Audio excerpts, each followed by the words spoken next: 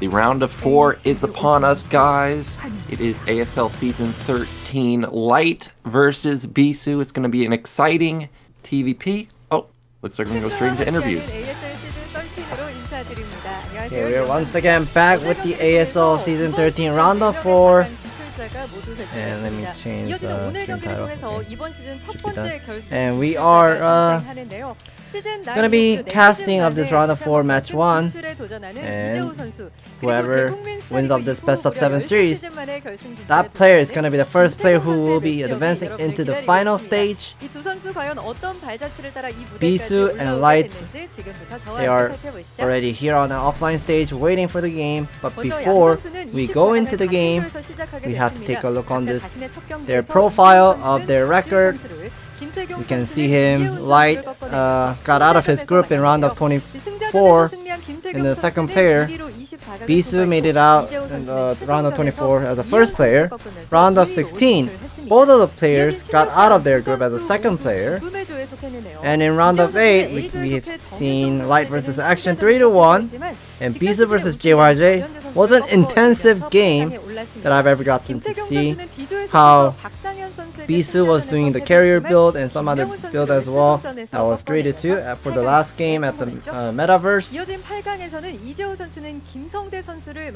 Yeah, so she's still wrapping it up about Light versus Action. Light and Action. First game, Action started off with the winning on the first game, but then losing next 3 games, and Light showed how strong he was in his TVZ, and with some sort of like a small details with the timing attack. And first of all, taking a look at Light, if Light advances into the final stage, it is going to be his second time making it into the ASL final, Season 9 and Season 13. And also, in Season 12, the Terran player Rush made it into the final stage, so that will be the second 2 times in a row, 2 seasons in a row, Terran making it into the final. And also taking a look at Bisu as well. If he advances to the final stage, it is going to be his second time in an ASL final. And if Bisu makes it into the final stage, it is going to be 3 seasons in a row that Protoss player making it into the final stage. Season 11, Mini made it in. Season 12, Mini made it into the final. And then if Bisu wins this best of 7 series, it is going to be his the final stage for the Bisu. And she's also advertising of Africa TV Esports the betting page, and the winner prediction event, she's saying a lot of audience kind of chose for the Bisu, 54% chance of winning of this best of 7, and 46% for Light. And we also have there's some survey asking other players who made it into round of 16. A lot of round of 16 players chose for Bisu. You can see 4-2 for Rush. Action chose Bisu 4-3, but JYJ, Queen, Mini chose for Light.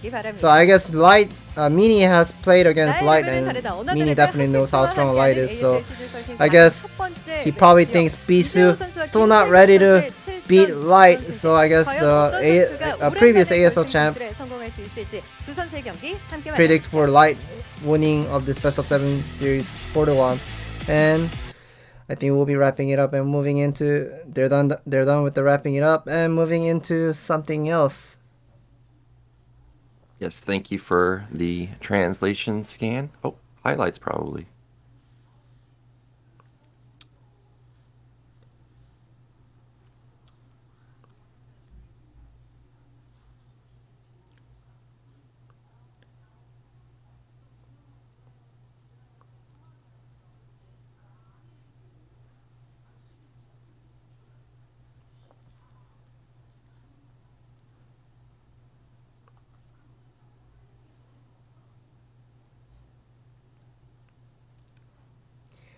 Okay, maybe not. We're just gonna get probably the caster booth in just a sec. Nope.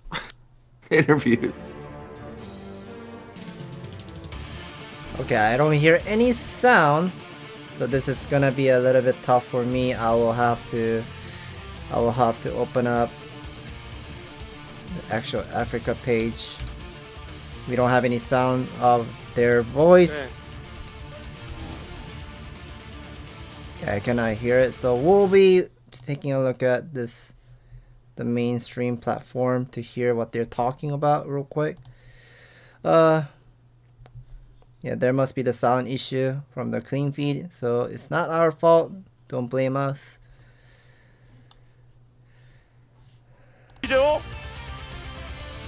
제가 그래도 좀 요즘에 토스전 So 잘하는 Light is 편이라고 saying 생각을 하는데 he 그런 평가가 좀 believes himself that he's really good at his term versus 오늘 his 제가 term 제대로 versus 한번 Preuss. 보여드리겠습니다. The sound is so loud that I'm getting confused with my word. Light is very confident with this TVP matchup. So that's what he was pretty much saying. And a long time you were taking a break, and now you're back again for the ASL round of 4. Your opponent is Light. What what do you think of Light? Who is Light to you? So Bisu is saying Light is a player who keeps analyzing stuff about the game and keep improving how he should be playing as Terran. So Bisu did prepare a lot. He prepared a lot of this best of 7 series, so he kinda wants Light to fall into Bisu's plan of his best of 7 strategy, I suppose. And he's also talking about the marriage. Light recently got married, so Bisu is saying since Light got married recently, he must be very busy with his business and family and stuff. So he's pretty sure Bisu has more advantage of preparing of this ASL. And Light says being alone, having a wife actually helps him to prepare of this ASL a lot, because his wife is pretty much taking care of his daily routine. So he kinda feels okay, doesn't affect that much. So who is the top Terran player in your opinion? And Bisu says he does consider Light as one of the top Terran player. They're good friends, but just for today, he is going to be his enemy, Bisu's enemy, to make it into ASL final.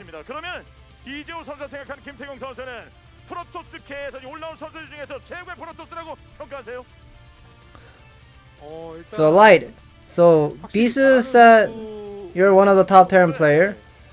What do you think of Bisu? And Light is saying Bisu plays so obvious. He doesn't mix around with build order wise. So he's pretty much saying Bisu playstyle is just so honest, very honest and obvious to figure out what he's doing. So Light is just feeling very confident, but Bisu, he agrees with Light's opinion, but he has beaten so many players with this obvious strategy. So Light is also saying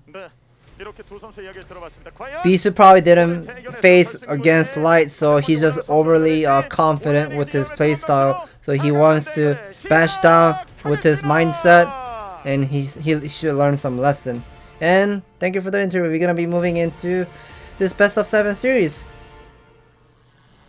Thank you for that, Scan. It's funny to hear that Light thinks that Bisu is just super readable. Because like Bisu said, I mean, he still wins. I guess it just doesn't matter if people knows what he's going to throw at him.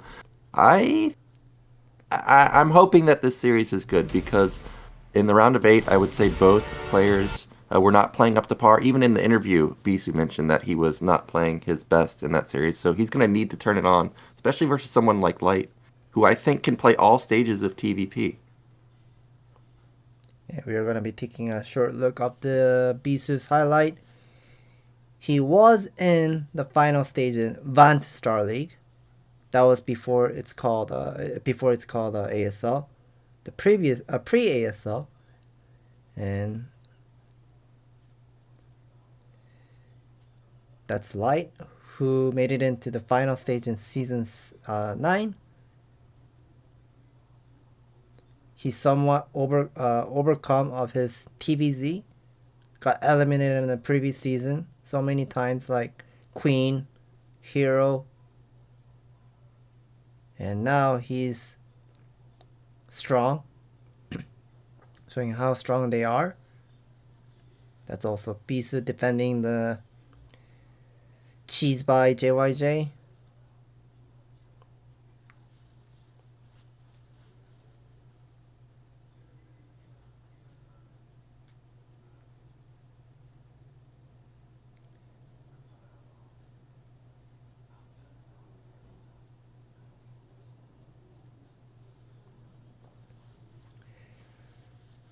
So we should be going into the players' information.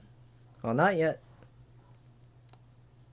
Yep, so we are going to be starting momentarily. But yeah, this should be a good series. And in fact, I was looking up just now the statistics on Spawnbong because you mentioned that Mini thinks that this will be a tough series for Bisu. And Bisu seems to be playing somewhat Mini-esque in some of his games. So I was curious, okay, is this guy going to have a dominant win rate versus Bisu like he does versus Mini? And the answer is no. It's actually very, very close. It's like a 53% win rate in the sponsored games between Light and Bisu. So very close series, unlike Light versus Mini, which is 70% in his favor. But what do you think about this series, Scan? You think that Bisu's going to bring it to Light, or maybe Light's going to make it into the finals again? Well, I am still not sure because I haven't seen the game number 1.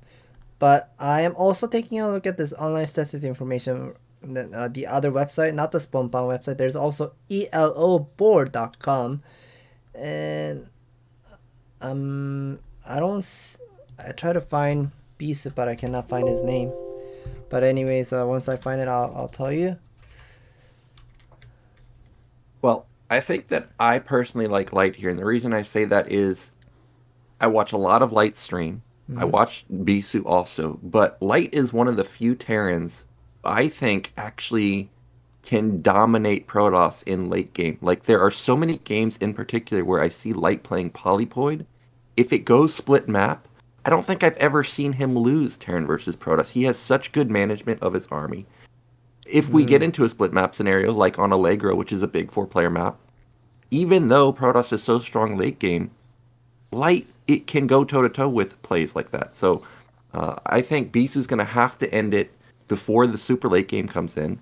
And yesterday you were calling the map picks. Allegro, Monopoly, and Vermeer are all Light's picks.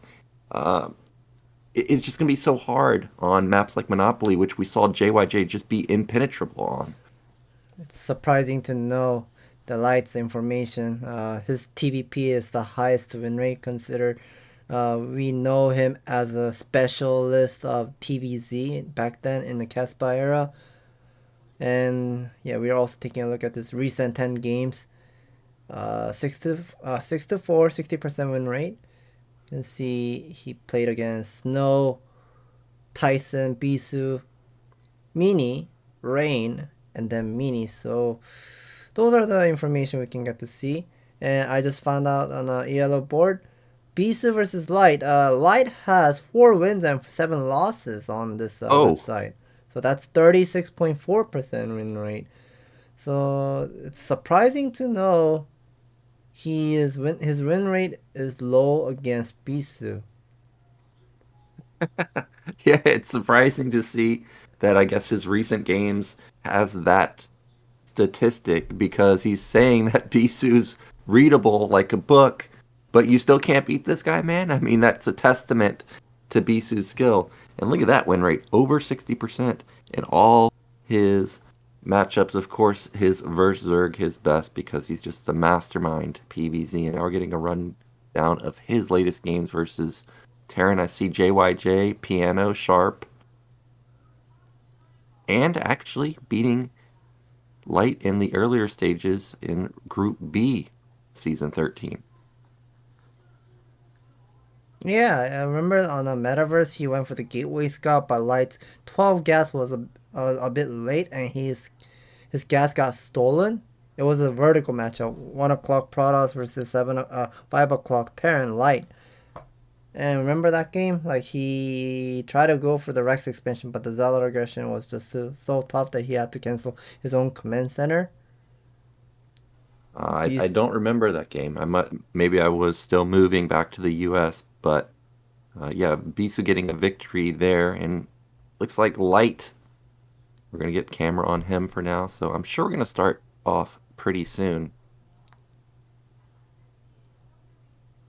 Oh, more stats. Yeah, the more stats up the Season 13 match list. He did play a lot of players. Tyson, Bisu, Saxri, Mini, Rain, Mini, and then Action again for the round of 8. And just by looking at the status information on the Season 13 match list, he doesn't have that nice win rate. I mean, 55.6% win rate is still decent, but you're beating Tyson, and well, I guess Mini is also considered as one of the top best Protoss player, but it just doesn't feel so strong. Yeah, I also saw Soxry in there, and I mean, Soxry is great. He had his run in ASL. What was it, a couple seasons ago? Did he knock out Flash? I can't. Yeah. Or he's very, very strong. But when you think of top Zergs, not necessarily Soxry's instantly comes to mind. And we can see also Bisu took down Soxry, and I would say equaling the task in results here. He took down Light. He took down Zero. He lost to Soma. Took down Zero again, and then also took down JYJ. Yeah, so consider looking at these match list of Light and Bisu. Bisu had more tough opponent to like made it into this round of 8 and then a semi-final here. And Bisu still wearing a mask. I guess he just wants to be feeling comfortable in that way. And Light is not wearing his mask. Well, our first map is going to be Allegro. I remember that from the picture. And we are just about to get started. Both players sitting there, getting ready. We're just waiting for the casters to give us the go-ahead that the game will start. On Spawnbong earlier, I was looking up Allegro because I remember you mentioning that it kind of had the reverse triangle of the races, like Protoss. Revolver, yes. I did mention about it, but the Nexus first build, just everything changes. Okay. Well, we'll see once we get into the Revolver map. I actually think that's map 6. But game 1 is going to be Allegro. We are starting. Let's get into Light versus Bisu, game 1.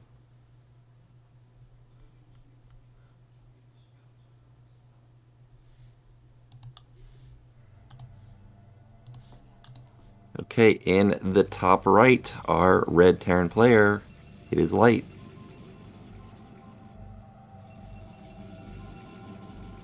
And in the bottom left, we have the one and only, it is Bisu. You know, every time I see somebody spawn on the right side, because of you always pointing out the fast mining on those two patches, I always look to see, like, oh, did they split correctly? And of course, Light ended up taking those top 2 mineral boosted patches. Yeah, the number 1 and then the third one has the better mining efficiency with the manual mineral boosting and stuff. So of course, every single pro gamers You just have to do it consistently if you want to be ahead in the game in the early stage of the game. Like having a couple seconds faster with your build order timer is definitely it does affect your game a lot. Yeah, it does, and it's not just TVP. It's all the matches. You know, for our Terran players out there, if you watch TVT, especially Rush, this guy puts down like a 228 factory. And for comparison, my average factory is 235. That's 7 seconds. That's like 1/3 of a vulture. I mean, it's a big deal. And speaking of 12 Nexus, this looks like another 12 Nexus opener. And I remember speaking of that factory timing, I remember Gypsy was so glad to know about this trick, like having all those mineral efficiency and get his factory down at 2 minutes 26 seconds, and he was very happy how he beat Mihu in the past. And I was also checking out the BSL. I know BSL has nothing related with the ASL, but I'm trying to help the foreign scene out as well. Hope you guys listen of this mining the efficiency of mining these mineral patches. And we are seeing Light put down the barracks at the main base, but did not put down his gas. Yep, no gas. And I wonder what he'll do now that he's going to get scouted. The 14 gas timing has come and gone, so I imagine he's still just going to commit to the gasless expand. But he might get gas stolen here. Oh, you see he instantly pulls off, so it's going to be a 16 or 17 gas for him. But Bisu gets a whiff of this gas timing and knows that this is going to be a command center follow-up off of just a couple Marines. And unluckily for Light, he's going to find Bisu in the last position, so all these Marines he's built up really not going to help him. Yes, since Bisu checked out the refinery timing, Bisu definitely knows there will not be any vulture out when Light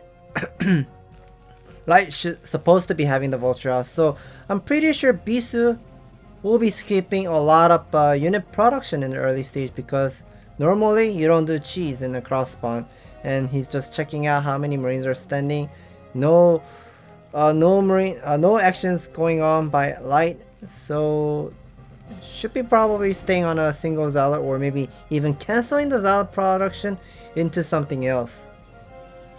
Yep, and Light's gonna see the 12 Nexus, and I'm looking at that player cam. I didn't see any reaction, but you know that he is not happy to see this. He also gets denied a scout into the main, so he has no idea. Is this 1 gate? Is this 2 gate? I would say Bisu is not getting away with murder this game. It's not like he's skipping range and going straight into a robo. He is playing pretty straight up. He's going to go for 2 gate range, so not going to abuse his 12 Nexus opener. And behind this, Light going to go into a 2 fact, so we may see a 3 tank push as a follow-up. It's good to know that Light has been skipping all those building the defense building like a bunker. He knows there's no gun moving out, no Zealot moving out. He is delaying his bunker as much as possible to put down the second factory, as you mentioned. And we are seeing Academy is going up. I guess he's not thinking of doing 3 tank push. Yep, Academy is going to give him some vision into the main, but it is going to cut into his SCV production, so a 445-ish robo. Pretty late, but of course he got his range first, and now the Goon's going to push in and confirm that there is a command center, because of course Bisu was not sure exactly. But behind this, I love the pylon placement on the right side to scout for drops.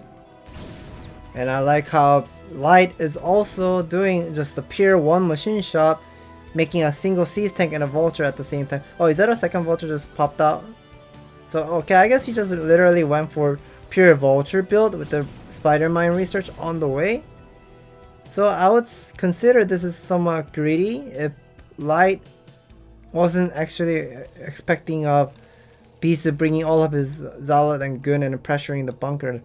But okay, there is 2 Guns about to catch the vulture. You gotta run away, Light.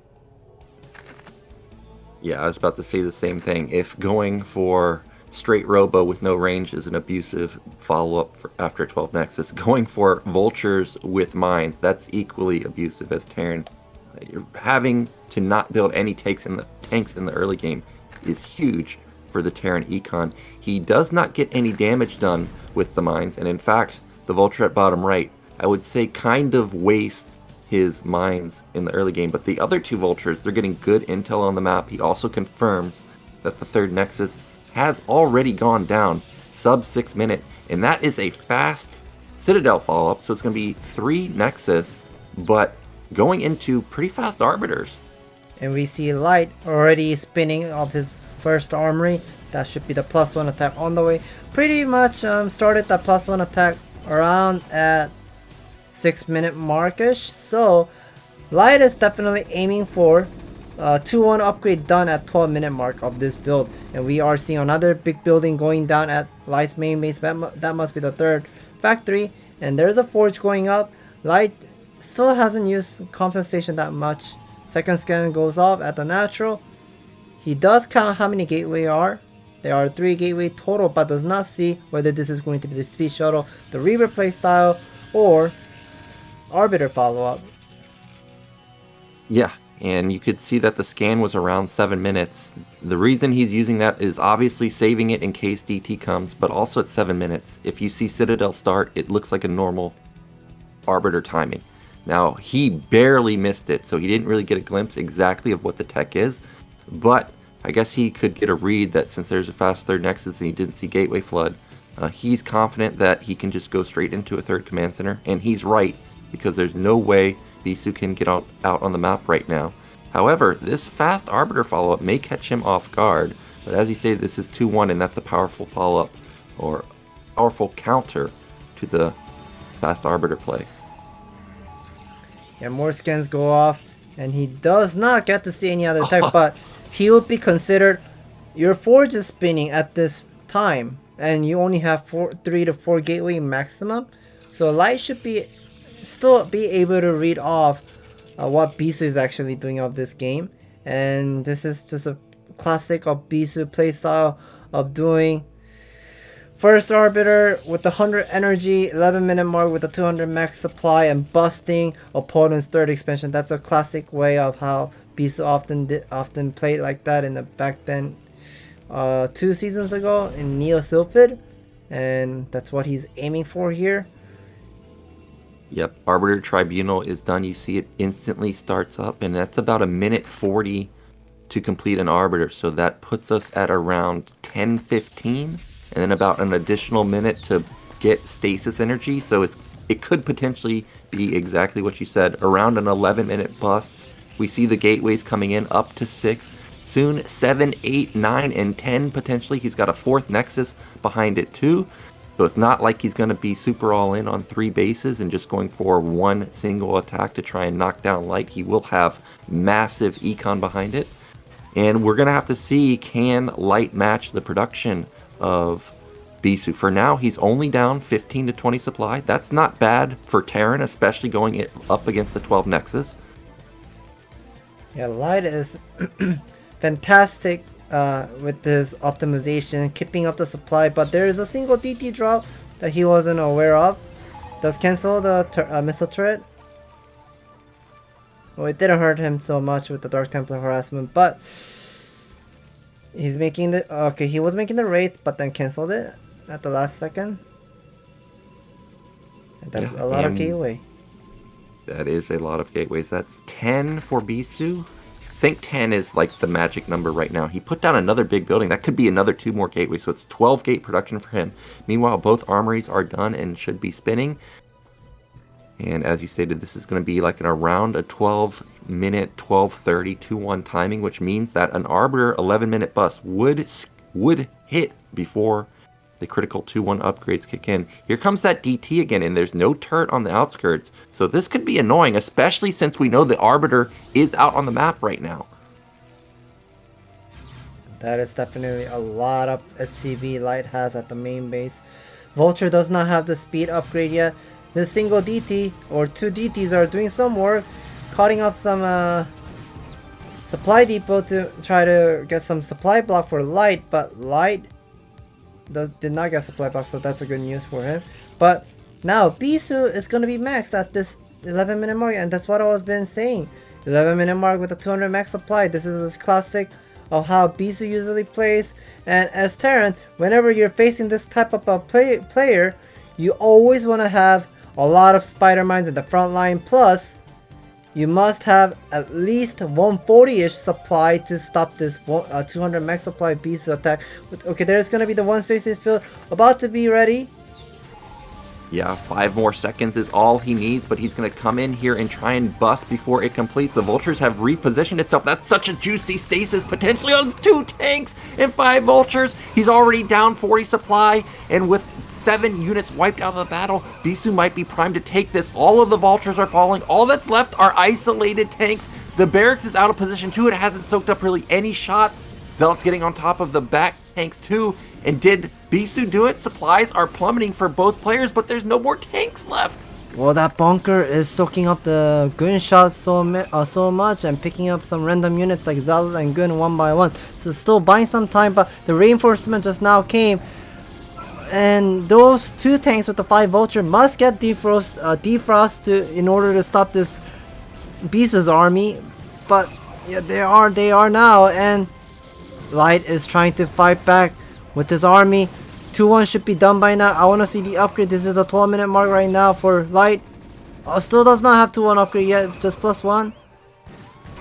Yeah, his +2 should be kicking in very soon, but as you saw, it was not kicking in for that fight, and that's a big deal. Luckily, Light ended up holding that attack just barely, though.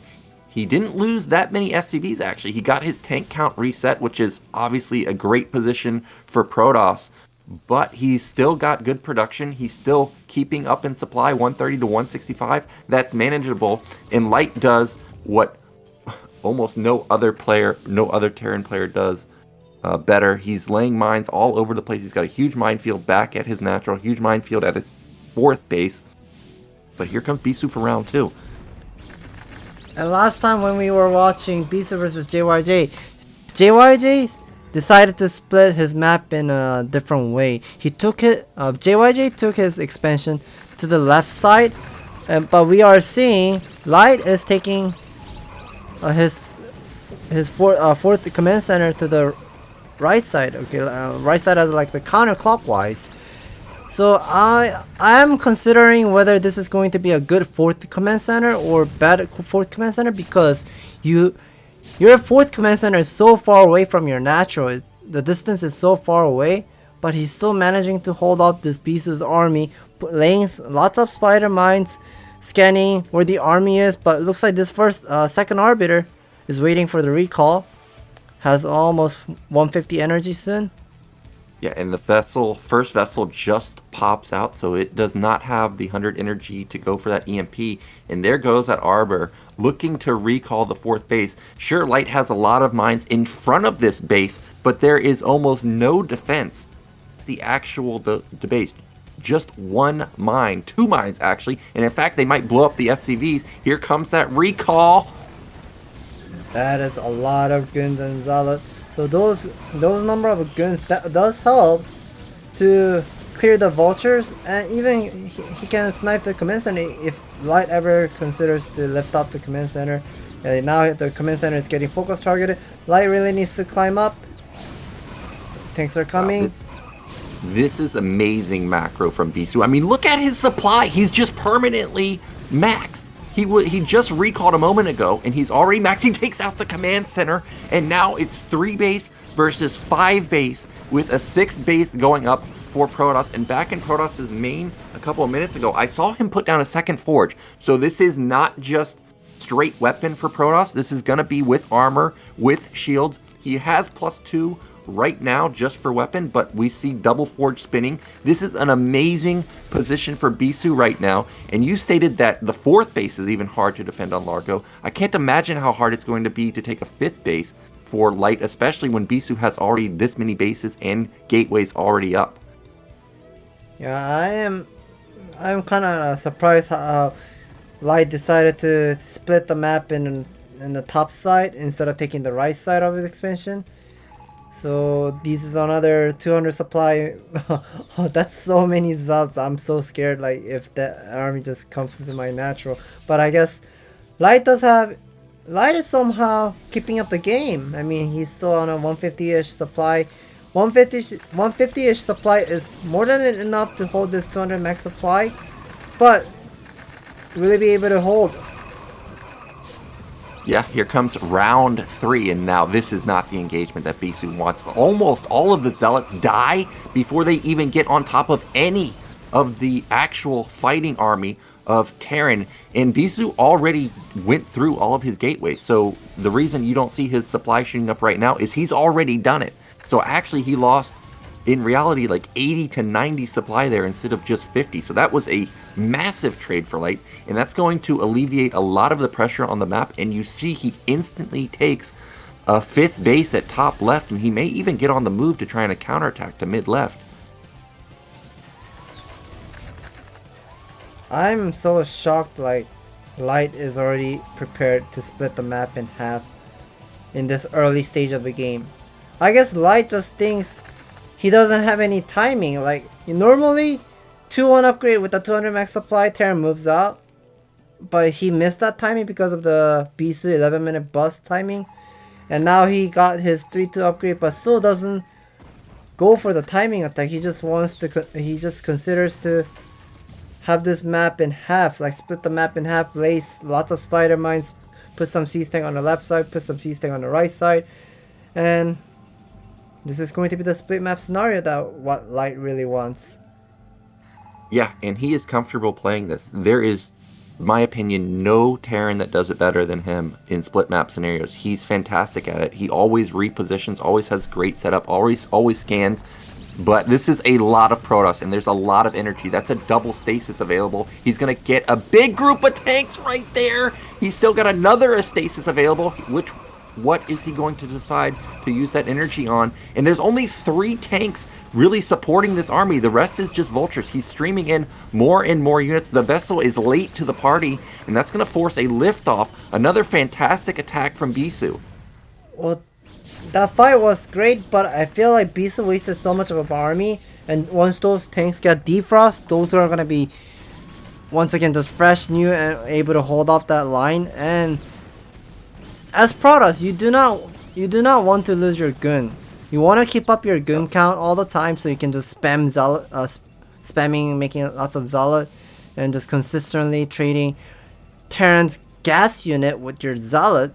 But he's just wasting Zealot also with the gun, and now there's the Arbiter has decent enough energy to go for the recall, but I guess Light wants him to recall. Oh, he doesn't have enough energy for the EMP. Oh, it already got casted. He goes for a follow-up EMP, hits the Templar, so Storm not going to connect. Kind of a bait right there that the EMP was 1 energy away, forces a recall that does almost no damage.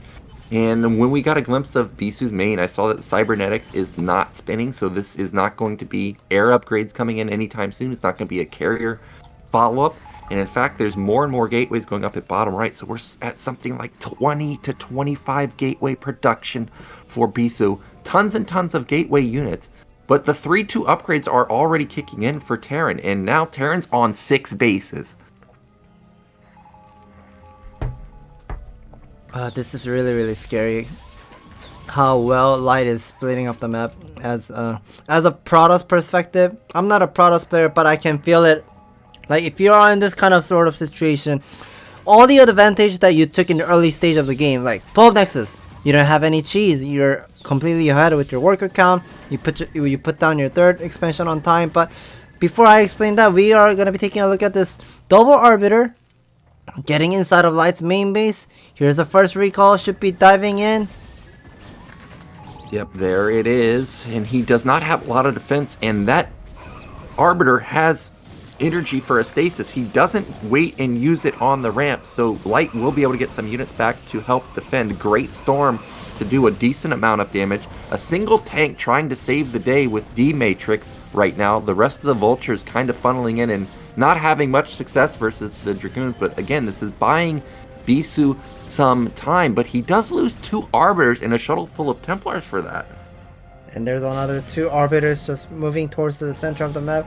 But I'm shocked like how well Light just brings like perfect amount of army to clear this army and still have some leftover army at the left side.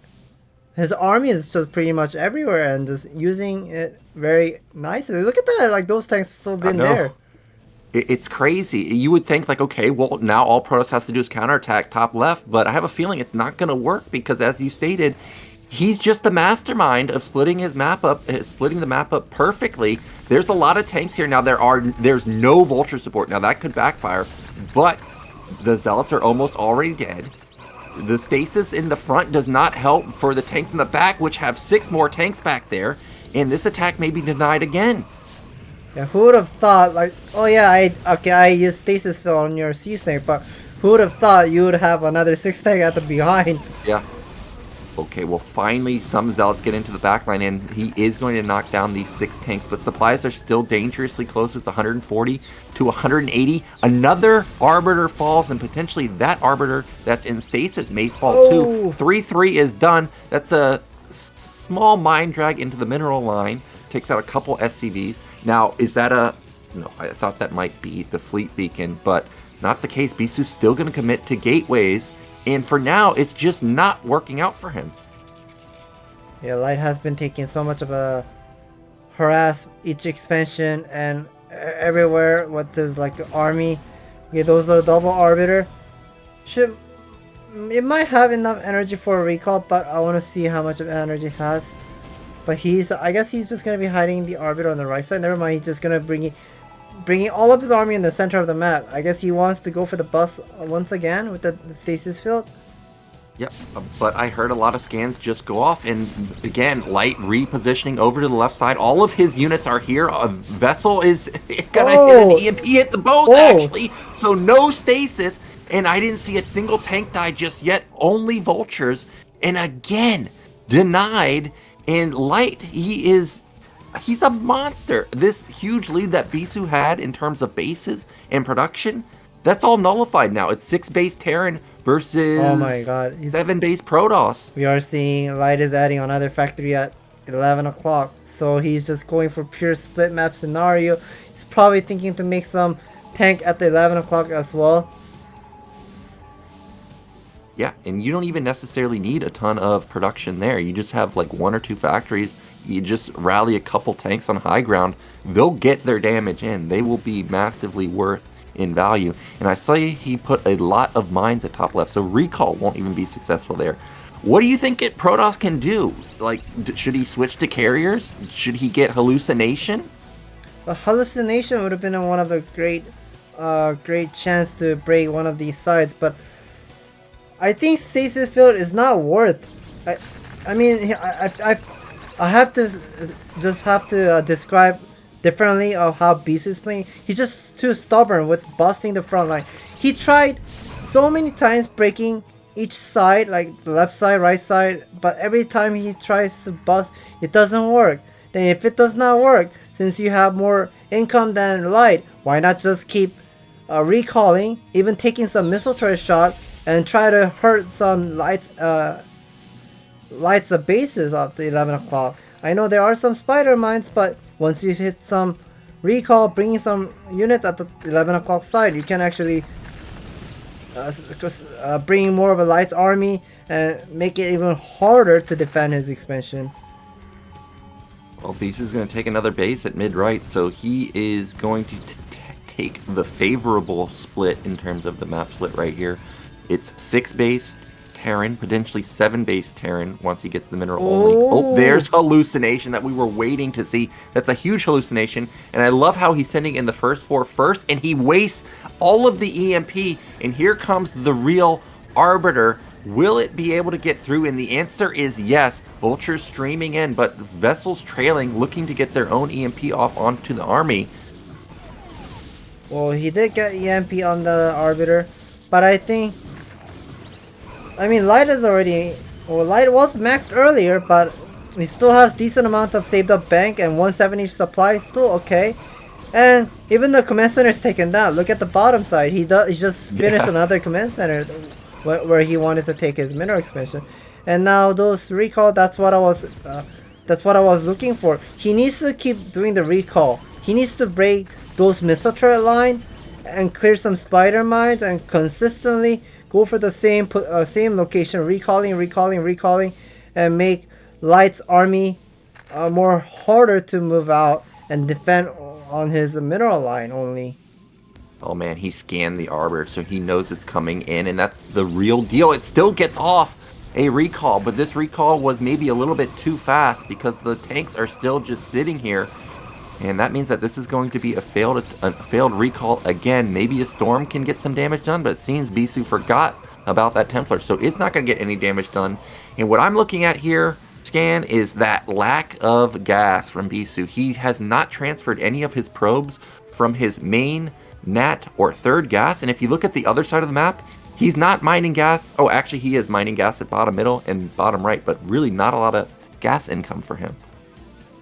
Yeah, those 4 gas, 5 gas, you may think it's more than enough, but here's the recall, the big recall, but Siege tanks are already on siege mode waiting for the recall and just blowing up Bisu's army. This is not how you're supposed to be trading. I mean, if you realized, as pros, if you're realizing there are so many tanks at 11 o'clock, you should be aiming to recall at Light's natural expansion at 2 o'clock. So you gotta break those 2 o'clock missile turret line and then try to aim for another huge recall at the factory line at the main base, but he's not actually making anything work so far. Still saving up some bank. He's canceling some units, okay? Well, this is going to be the first attack of like the whole game. It's not even a committed attack. It's 2 tanks and like 7 vultures.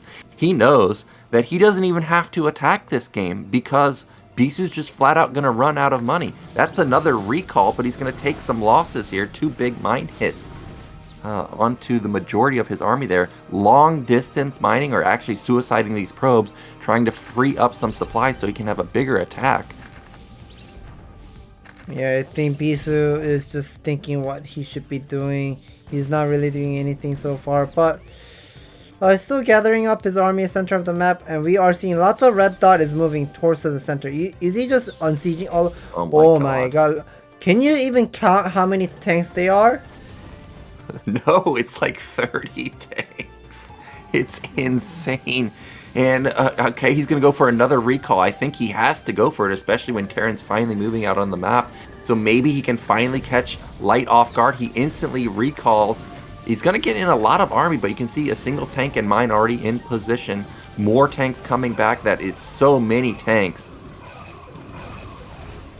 Yeah, this is... I've seen this scene so many times. Like, if you are playing fastest, you get to see this kind of scene so many times. Like fastest users making bunch of siege tank. Okay, that's a nice stasis field and storms. Yeah, that's fantastic, but it's still not enough to deal with this massive onslaught of tanks, and at the same time, mid-right's getting beaten down by just a handful of units. That's a denied base. And if we look at what Bisu actually has left mining, I see bottom middle still running. Bottom right was kind of low on resources. So really, it's maybe like going to be 2 bases within the next couple minutes for Bisu, but Light still has 3 or 4 bases running right now. That mineral expansion is also running, and I wasn't expecting he would be having some siege tank at the mineral expansion as well, and bringing just small amount of army. They're just clearing all those 5 o'clock bases slowly. Another recall gets in, but Light has saved up bank, which is a good thing for Light.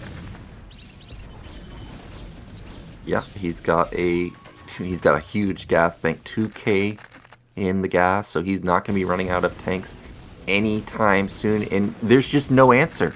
Bisu has absolutely no answer to this. He's trying to make the recall work. He's even using hallucination, which I think that's the move to use, and it just doesn't matter. This army that's getting grouped up right now may actually be one of Bisu's last stand. He's going to reposition to the right side. He knows that all of the tanks are on the left side because he saw them just a minute ago. So this might finally be a good attack to top right.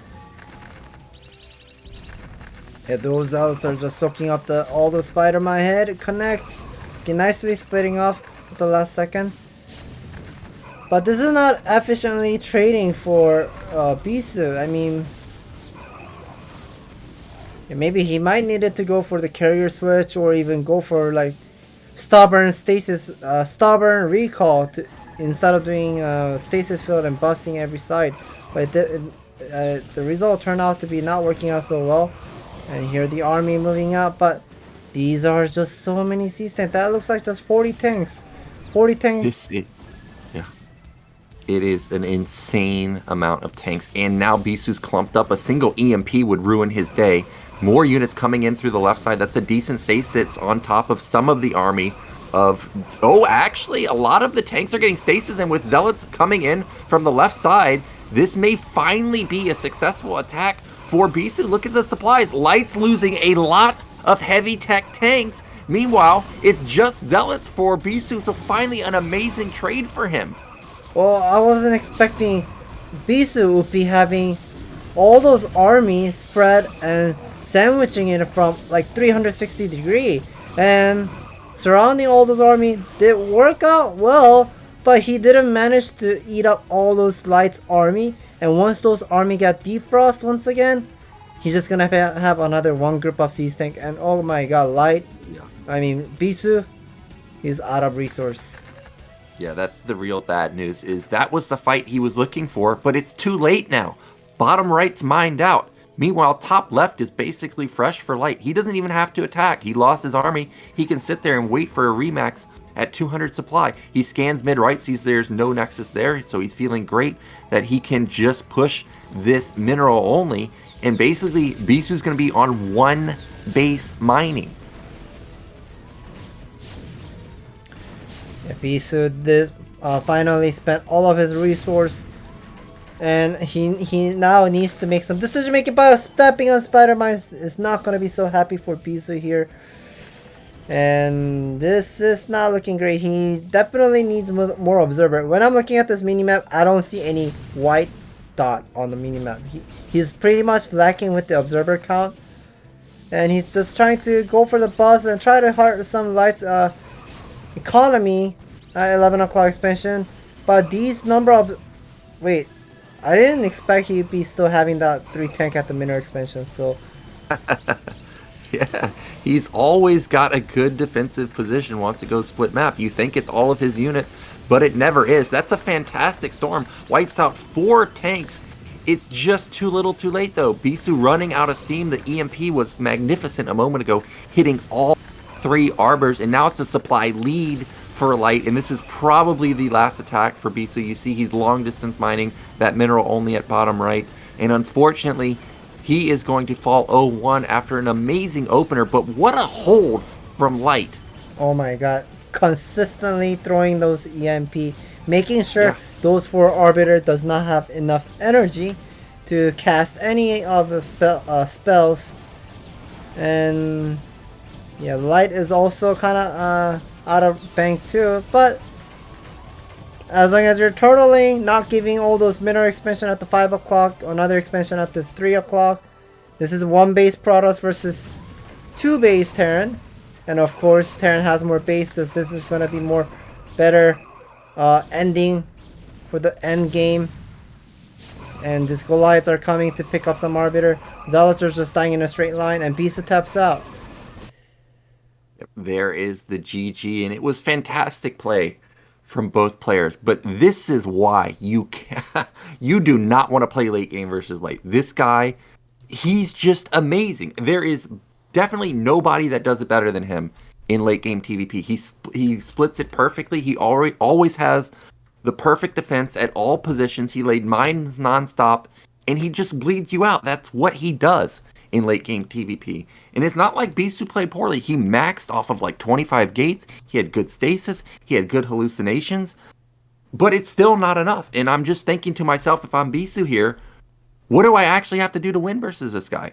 Is it 12 carriers? Nexus. Is that the only answer? 12 Nexus, crossbound 12 Nexus into a carrier build.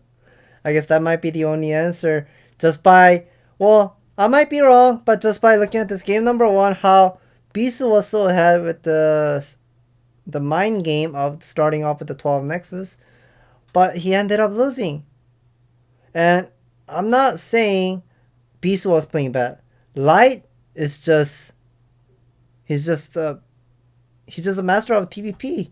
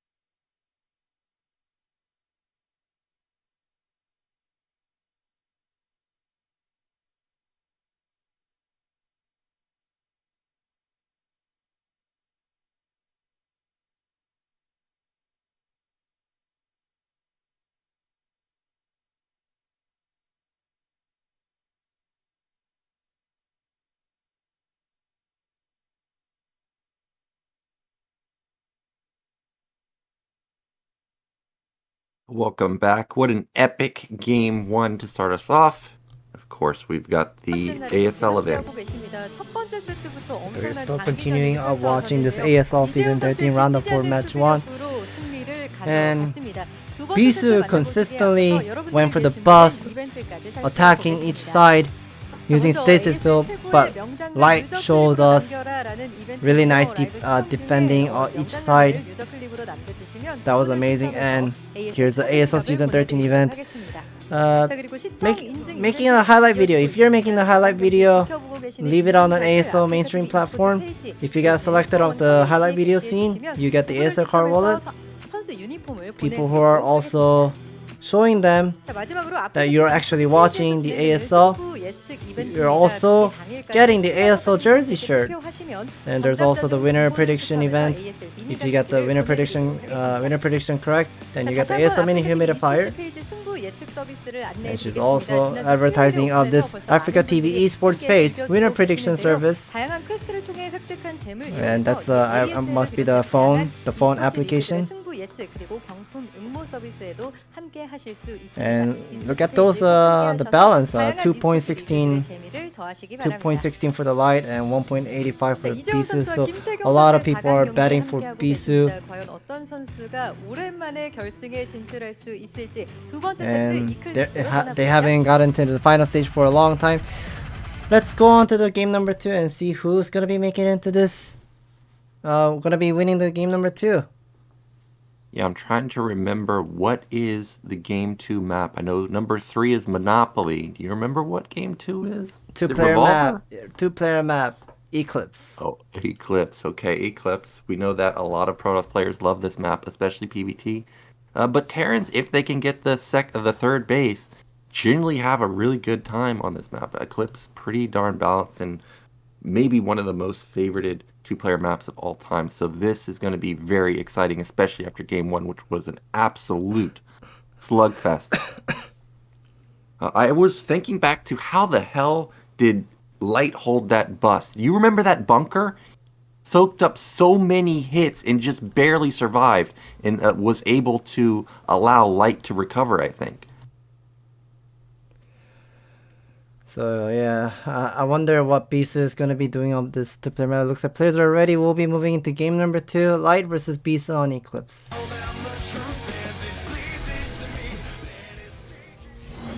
이클립스에서 게임을 시작합니다.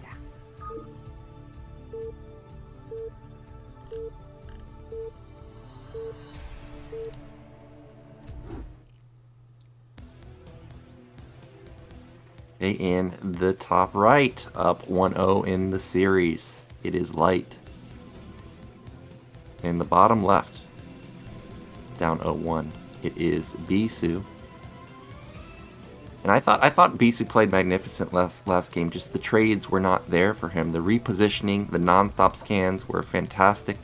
You pointed out at the end that it seemed like there was a lack of observers. I didn't catch in the mid game if there was a lack of observers for Bisu, but is that what it came down to? Like if he just had better intel on where the actual units are from Light, do you think he could have busted potentially a vulnerable position? I think having a lot of observer does matter in this. Well, I think I have a feeling that's a misplaced pylon, but anyways, yeah, the observer does matter because if you think about how Best plays against Terran, Best has about 10 to he just has like a group of observer everywhere. He always just spreads all of the observer to figure out what Terran is doing in a late game scenario, and Bisu wasn't doing it in this type of late game. So yeah, we are seeing Light is hiding his SCV. That's interesting. I have never seen that. And okay, this may be a hidden SCV because he wants to go for a second barracks follow-up in the center of the map. And Bisu is going to gas steal into 12 Nexus. And this might be a perfect read from Light.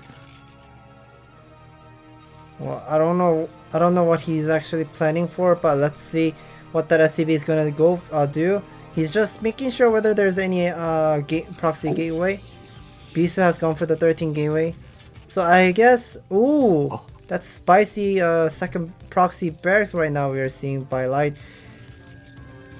Now, I remember an interview with Flash after one of his games versus, I think it was Stork, a long time ago. And he pointed out, like, or the interview asked him, like, well, how did you know this was coming? And Flash was like, he's missing one probe. And it was like, wait, what? How could you even count how many probes this guy had? It doesn't seem like Bisu has any idea this is coming, though. He's going to put down a Nexus as a follow-up. At least he has the gateway done. I was very worried. Oh, actually, is he scouting with something? He may think that something is up. No, I think he just missent his army and about to put down the Nexus. I don't think he did any of Zealot production. Okay, there's a Zealot production on the way, 17 Zealot, and I guess he's he's definitely aware of the proxy barracks. He's looking for the proxy barracks, but he won't be able to check out the second barracks over there. Yeah, the bottom right side is the most common spot that you see the proxy barracks. So just like Flash, Bisu's spidey senses are tingling. He knows that you are up to no good, Light, but for now he hasn't found it. But the Marine might run into the pro. Oh my god, that's misses it. That's the only place where he misses, and he doesn't know what's going on. And Light has taken down the gas. Bisu definitely suspect about something is wrong because Light had missing one SCB, and Light has put down the bunker just to cut up any of like Zealot aggression and the probe scout and whatsoever, pretending that he's going for the Rex expand, and this is going to be the huge cheese. He still hasn't started the refinery yet. I have a feeling he's just gonna be bringing like so many workers. I don't know how many that is, but still hasn't started the the refinery yet. That's a lot of Marines. That is a ton of Marines. It's like 9 Marines, and he's going to be greeted with with a ton of Marines in the back. He's going to be forced to fight. He's going to back off, but that is a massively hurt Zealot. A battery's fantastic, but when it's 10 Marines, it's not going to help him for very long, and it's not like your Zealot continues to fight while they're getting shielded up. They're just going to stand there and just take hits over and over and over. First Zealot is already gone, and this SCV pull was perfectly synced up, and that means that Bisu may end up falling to game 2. He knew something was wrong, but he couldn't sniff it out, or he couldn't find the racks, I guess. Yeah, these are just too many Marines. I think Light is just confident that he can take down the pylon. He's trying to aim for the pylon here, putting down the bunker at the low ground, putting down the photon cannon at the high ground, but these are just too many Marine and SCV body blocking. Zealots are just going to be shredding in just a couple seconds. Cannon got cancelled. Bisu about to get unpowered of these double gateway. He taps out. Oh my gosh, that was perfectly done from Light. I feel bad for Bisu because he knew something was off. He knew that something was missing, and he missed the barracks by maybe an inch. That's it. He was so close to spotting it, and if he spotted it, he would have built cannons on the high ground before the battery, before the second gate, and he would have easily held that. Light was super all in there. So what an unfortunate turn of events for Bisu.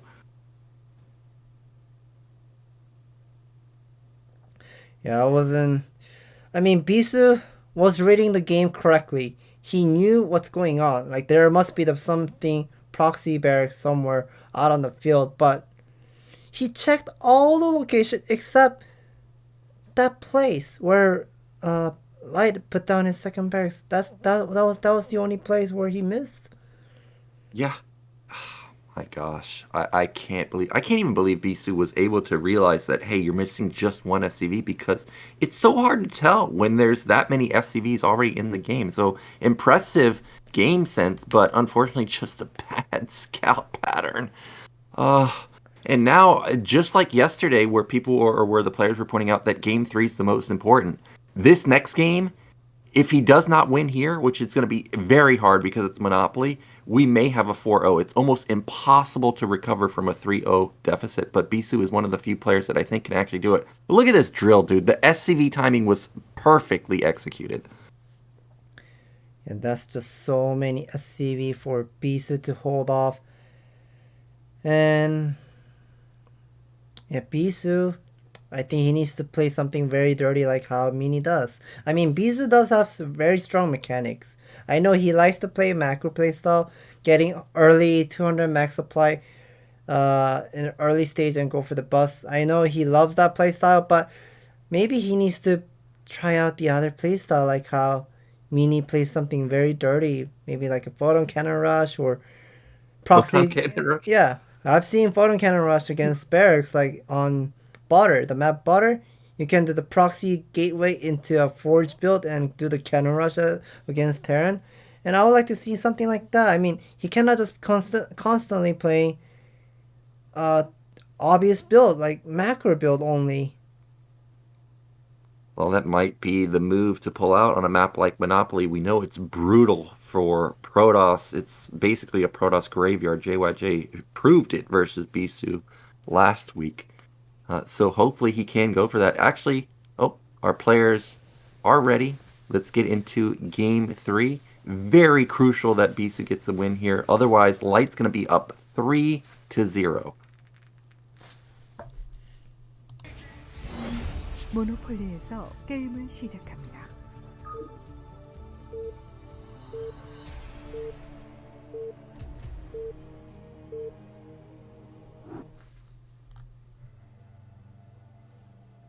So in the bottom left, coming off of a great cheese, it is Light.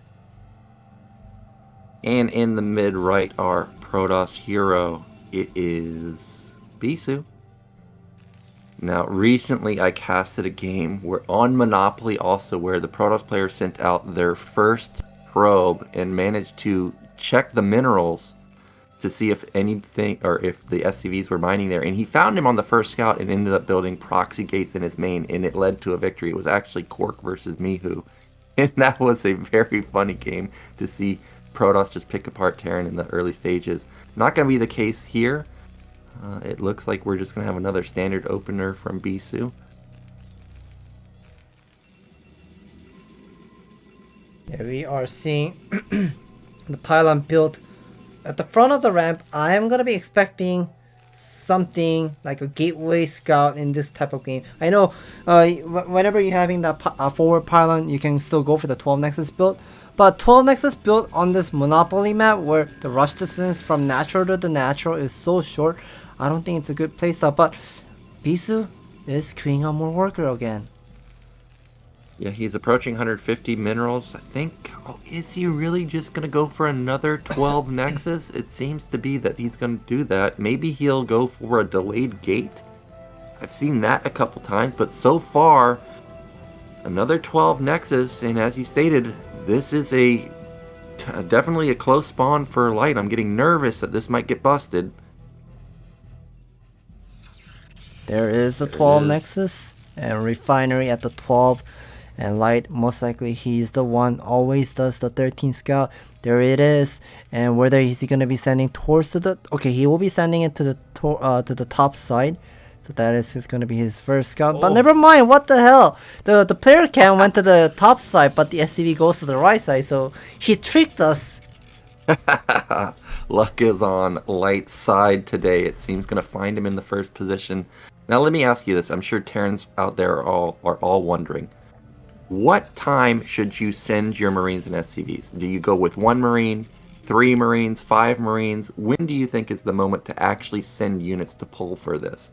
Well, thing of this the 12 Nexus build, you have to know whether Bisu is doing the 12 Nexus into 2 pylon build or just staying on a single pylon into waiting for the supply to be open with the 12 Nexus build. So now he's going to be counting. He knows he's going to be bringing some SCV. He will be bringing 3 to 4 SCV, moving out with the first Marine. And you can see Bisu still has supply block. He cannot make any Zealot until that Nexus finishes.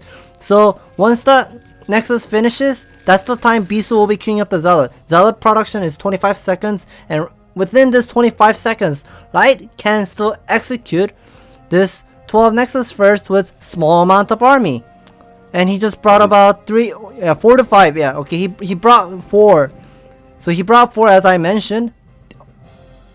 And this SCB, gotta do some work. Gotta finish the bunker on time, but gotta do some micro. This is gonna be an intense battle. worker versus a Marine, and double zealot just now came out, but oh, He held it. I was wondering if he pulled to the side a little bit too far. Whoa, Zealot is going to engage onto these SCVs and Marines. There's 5 probes here, so 6 probes actually. So a lot of ranged DPS, even though they have minimal range, will help quite a bit. And this pull so far, not getting the damage it wanted, but the first Vulture is on the way. wow, that's such a fantastic body block with the SCV, and the Vulture just now arrives, but the 2 guns are just popped out, and that micro battle did save Bisu. Yeah, the micro was fantastic from both sides. The SCVs are still alive somehow. I don't know how that ended up happening, but the goons are out. Second Vulture already here though, but the issue is that the Marine has been reset. It's just a single Vulture now. SCV's doing such a fantastic job to DPS this goon, and the Vulture is going to have to run away. Luckily, Light has saved all of his SCVs, but he needs to turn around now. Well, I think he really wants to pick up the SCV, pick up the gun, but the SCVs are short range. They cannot pick off, and those trade wasn't that great. And now Light is in a big time trouble here. I think that he has to do some one base all in playstyle. Here is Bisu. Still did not start any gun range upgrade because all he had to do was defend this cheese. Yeah, and he held it perfectly. I don't think it could have gone better for him, not only holding the attack, but also saving all of his probes and killing all the SCVs that Light sent. So it was an amazing defense from him. And that's the pylon comment is, oh, I was not expecting to see this. This is a 3 barracks follow-up. There's going to be Academy pretty soon, and he's just going to go for the Hail Mary. Well, this is a very old school of one base bio versus Protoss, and we are seeing Bisu making the gun range upgrade into Surabadun. He's not thinking of making any of Observer to stop any of Light's cheese or rush. I don't think I have seen this particular play in TVP in years, so I wonder if Bisu is expecting this at all, or does he think it's going to be something like a Starport follow-up or something along those lines? I guess he does, because that's a Citadel, and we know that DTs just insta-shut down any opener that's bio. Yeah, those are the 3 tanks in Academy. Should be almost done by now. Okay, still not done yet, but thing is, Adun Toridas is coming. It is. And there is going to be no counterplay to this. He's going to have 1 scan. So unless Bisu suicides all his DTs into a single scan, which I find highly unlikely, this is going to be Protoss putting a W on the board for the first time today. I love the pylon positioning all over the map because he knows Terran has to make a move, and dropship's a common follow-up. So this is fantastic play from Bisu. He's going to be... Well, he's not even be caught off guard, but he may not have been expecting this exactly, but once the DTs pop out, this is going to be shut down. Yeah, Bisu is just adding more gateway up. Gun range is definitely done by now. He's just stuttering, doing some stuttering step with the gun just to make sure how many Marines and Siege tanks are coming on its way. And oh my god, Light was not getting the compensation. Yeah, there's also no eBay, so there's no detection. Probably when he sees the blur, if it even gets to that point, he's just going to instantly exit. We're going to have the engagement right here. Don't even know if range is done or stim. Tanks are going to push into this, comboed with the Marines. There's the blur, and the GG's coming out any moment now. The GG is called. So that was unexpected. 12 Nexus we can get to see on Monopoly. Yeah, but finally Bisu gets a win on the board, and that micro battle that they had was fantastic. And you mentioning the pylon is something that I never really noticed. I generally just wait for like 3 or 5 Marines and then go, but to see that now, it's like, yeah, that makes sense. He's supply blocked. He can't actually do anything about this single Marine. And it was looking like it was going to be successful, but the control from Bisu, fantastic, from the probes in particular, denying enough time to get the Zealots up, then get the goons up, and it was just a perfect hold from him, and he now brings the score up to 2-1, which is manageable. He had to get a win here. Otherwise, it would be very, very difficult going into Game 4 and beyond. And we're going to get a replay here. This was fantastic from both sides. Is that the first Marine? No, I don't think that's the first. Okay, that's the second Marine was getting tickled by the probe. And that bunker was so... I mean... Here's the one thing I did not understand. Why did he back off? I mean, he had such a nice like terrain. Like, he could have surrounded that first Marine and just select your SCB Marine together and hold position. That would have been such a much better fight, like holding off and then finishing up the bunker on time. But maybe Light wasn't feeling comfortable doing that micro and try to like do some starter step from the behind, but he just gave so much time for Bisu to have those two solid out on the map. Yeah, and as you stated, the Marines felt like they were a little bit too far behind once the bunker was about to complete, and it did punish Light right there to be so far away. He wasn't able to actually get in the bunker ever. But we're going to be going into Game 4 after this quick break. Or are we going to the Hot 6? 6 could be. Oh, there it is. There it is. There it is. All right. Well, we've seen basically 12 Nexus every game, right? We saw 12 Nexus on Allegro, now Monopoly. I guess Eclipse was not technically 12 Nexus, but it was Gate into Nexus. Fourth map, Butter. You're talking about how you may want to see Gateway Cannon play, but how does 12 Nexus fare on this map? I forgot what was the map for the fourth map? Butter. Oh yeah, the proxy gateway into Forge, and then you did the photon cannon rush. You can actually do it on a 2-player map that is completely flat. Like, your main base is not a high ground base, then you can actually do like try to remember the back then, like 2007 when Blue Storm Terran versus Protoss. Like, back then we had some difficulty of defending the proxy gate, so that's why we walled off. But then since we are walling off and Protoss figures out, oh, I did the proxy gate, but you walled off, so okay, I'll do the photon cannon rush. And we have seen that kind of playstyle many times, and that can be one of the cases we can see on Butter. And of course, nowadays we do not wall as Terran, but you can still do the cannon rush against Terran. Yeah, I've been cannon rushed a few games on maps like Benzene, actually, in recent ladder map pools, but haven't played Butter yet, so I haven't had that experience, but I'm sure a lot of viewers out there are listening and may start cannon rushing on Butter once that gets into the ladder map pool. It's interesting to hear you say, like, okay, if Protoss sees a wall, they're going to cannon rush. Well, sometimes, because I was expecting that a cannon rush would get shut down by a wall, but you're saying that's not the case? Well, the cannon rush, it's kind of like a double-edged sword. If it works out really well, then you get lots of benefit from there, like forcing Terran to put lots of bunker, and also getting some forcing them to repair their own buildings and stuff, and also pulling their workers to attack on photon cannon and stuff. But if that plan fails, then you're completely behind because you skipped your gas, and you're just pretty much relying on the mineral unit like the Zealot and photon cannon. That's it. So there's always pro and con, but it's still doable on a flat map.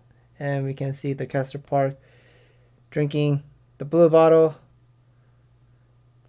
I'm pretty sure he has been drinking every single day. He doesn't only cast ASL. He also casts the GSL and some other games as well. So he's probably work every single day, Monday to Friday.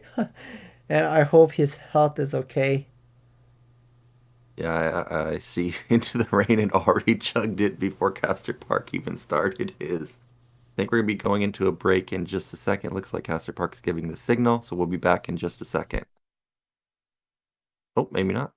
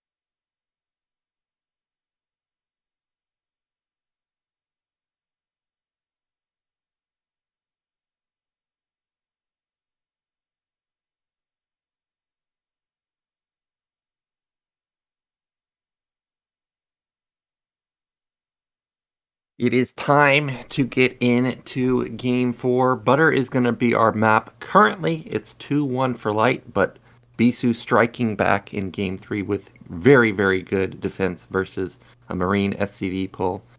And Butter, a 2-player map. This is going to be... I'm sure we're going to see a similar game to Eclipse with the Fast Scout gas steal, but you know, Bisu's going to be on his toes this time. Definitely going to make sure he does not get hit by another proxy barracks. Yeah, so that must be a bit failure of failure. Failure is a noun, right? Or is an adjective? Yeah. Forgot. Yeah, but anyways, he failed with his plan of doing 4 SCV small cheese rush against his 12 Nexus, figuring out whether that must be the 2 pylon or the 1 pylon 12 Nexus build. And he was doing everything correct, but that single Marine wasn't able to get inside the bunker on time, so that was a bit unfortunate for Light. And we are going to be moving into game number 4 momentarily. Butter is a new 2-player map. Of course, Terran players, lots of Terran players are pretty much suffering, defending all sort of cheese on Butter. But let's see what Bisu has prepared. Yeah, so, okay. Players are ready. Get into Game 4. Here we go. It's going to be Bisu versus Light Game 4 on Butter.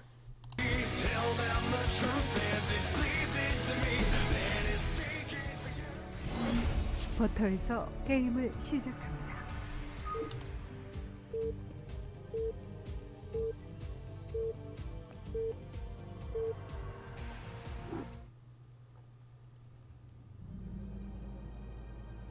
Okay, in the top right position, our Terran, it is Light. And in the bottom right, finally putting a W on the board, it is Bisu. Now, is there anything we need to know in particular about Butter in comparison to any of the other 2-player maps like Eclipse? Uh-oh, already up to no good is Bisu. Well, Eclipse is a map where you have a high ground ramp, or high ground entrance, like high ground ramp to defend any sort of like a early rush. But Butter, it's a completely flat map. Of course, there's like the map makers was explaining about like the map design. Like there's some sort of like a first floor, second floor, and third floor. If you look at this Butter map, the main base and a natural, it's a first floor, but with where he right now Bisu is building up his building, that's a second floor right now. And above that, that's a third floor. So thinking of this map is like completely flat from all those main base and the natural. It's somewhat harder to defend these sort of like a early cheese of proxy gateway build. And Bisu is warping his gateway over there. And that proxy 9 gate seems a bit farther than I expected. Normally you put down your proxy gate at Terran's the 4th command center on the left side, like the 11 o'clock side, but that seems a bit farther than I expected.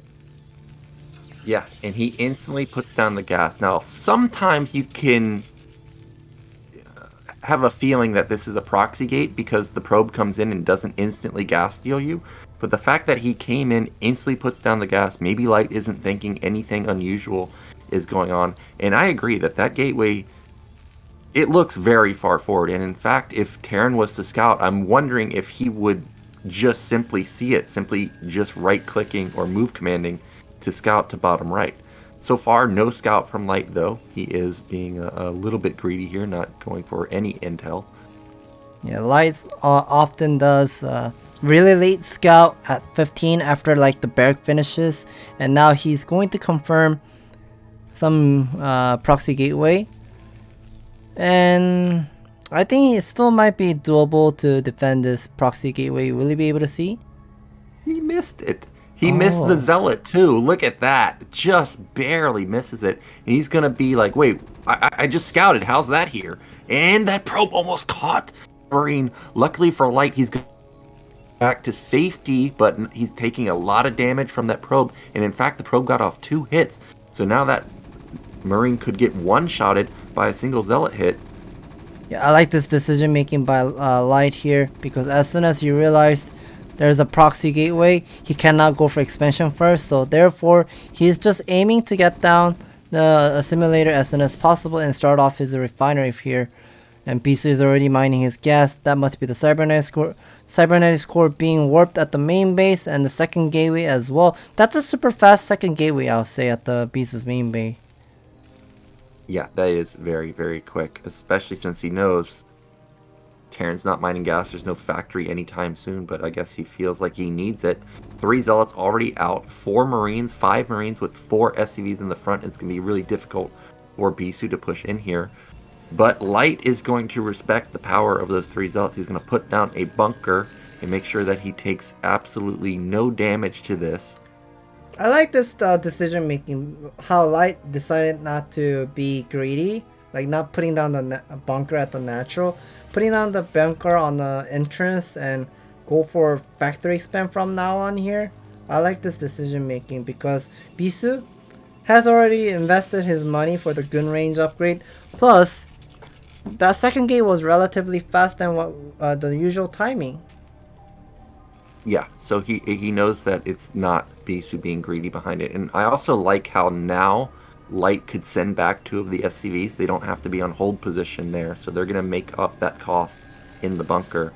And there is the Rax float to the front. So this is going to be a semi-wall. Marines, SCVs, Zealots can all run through the bunker, or between the bunker and the barracks if they need to get out. But it is going to be great defense for Light. He's going to send out another SCV, but it gets instantly spotted. Going to get cleaned up by the goon. Well, maybe not. It will take quite a while for the goon to clean this up, actually. Well, judging by how much of a army Bisu made in the early stage, he did invest those 4 Zealot, 1 gun at the front, so that's 10 supply. Second gun is chasing this. Is that the second gun? Yeah, that must be the second gun chasing the SCV. Third gun just popped out, so that must be total 14 supply of the army. And Light still does not have the siege tank out on the map, so I guess Light probably ahead with the worker count. Yeah, maybe slightly ahead, or even at least. Marine's gonna die here, but Light doesn't even care because you don't even need many Marines. Well, maybe he does, because that's a lot of Zealots and a lot of goons. And this bunker, if it doesn't get repaired quickly, may fall. Remember, there's 4 Zealots here. I don't know about this liftoff. Zealots could have gotten good surface onto that bunker, but clutch repair there, and tank comes out and should push this back.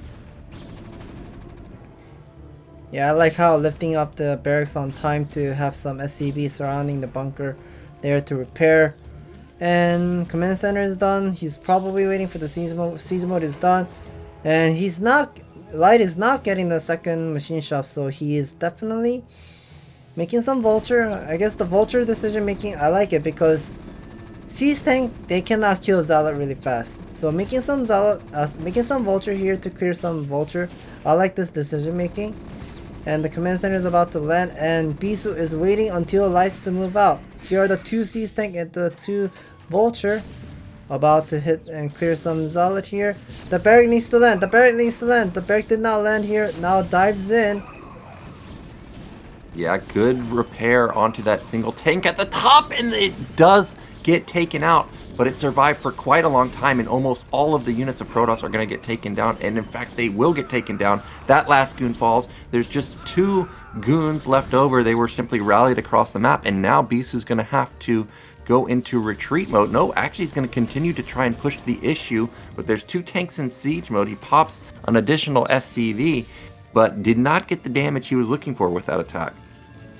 And because of all the harassment he did in the early stage, he knows Light cannot afford his money for the starport, and Bisu can go for the blind Reaver build here.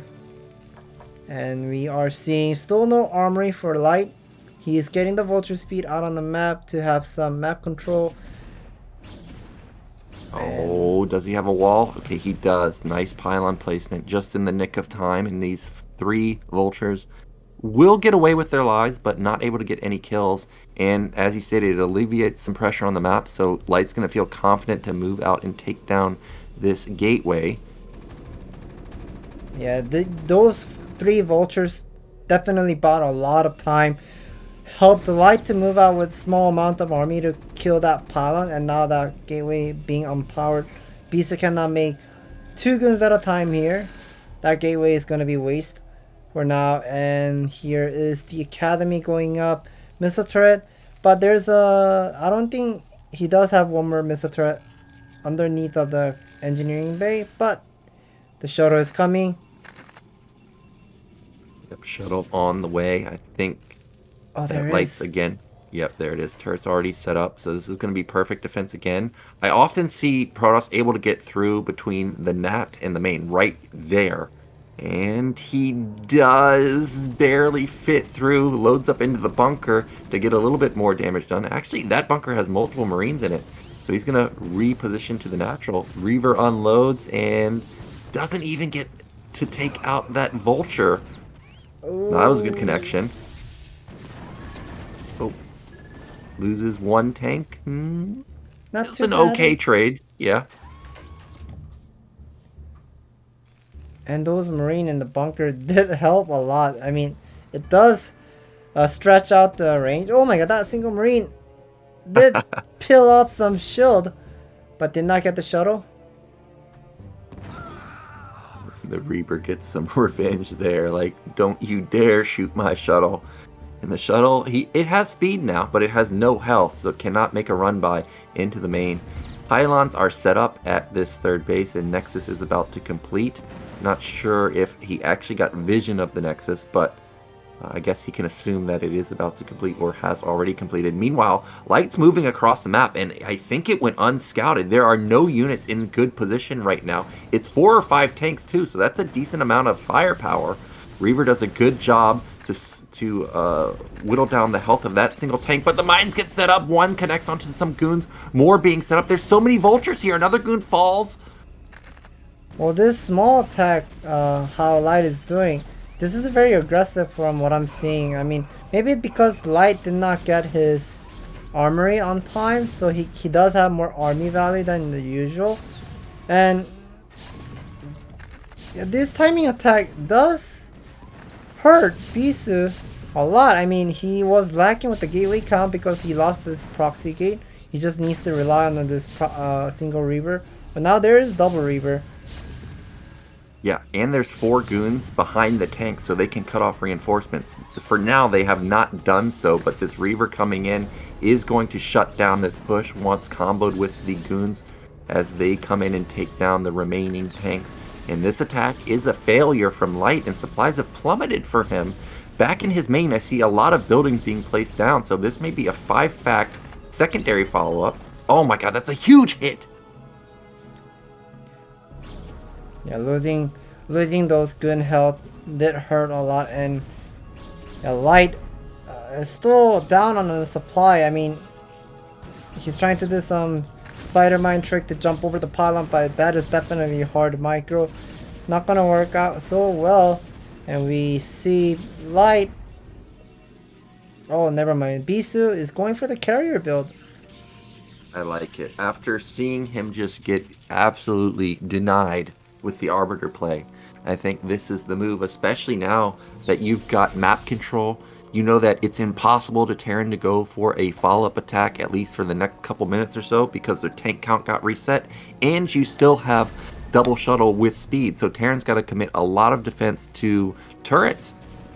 And that's going to buy Bisu a lot of time to get up not just 2 carriers, but potentially 4 to 6. Nice mine there, taking out a probe. The scan goes off, and that may trigger an attack from Light, but he just simply doesn't have the unit count right now.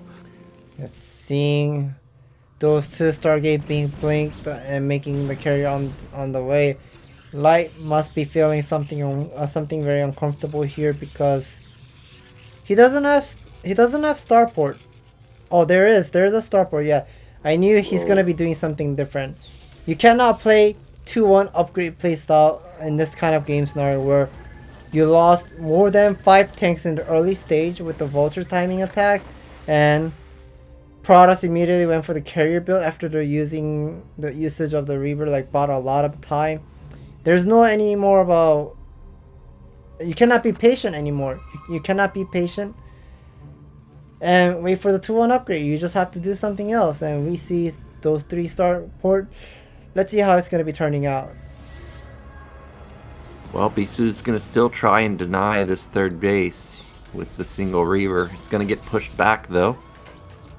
Bisu is fine with his position, though. Even if Light gets the third base, Bisu already has 4 bases. The question to me is, will Bisu suspect something's going on? If he suspects that the Goliath count or the tank count is too low, even if he never gets an observer in, he may think, this might actually be a race switch. But if we look at the actual vision of Bisu right now, I mean, his observers don't really see anything unusual. Yeah, those missile turret definitely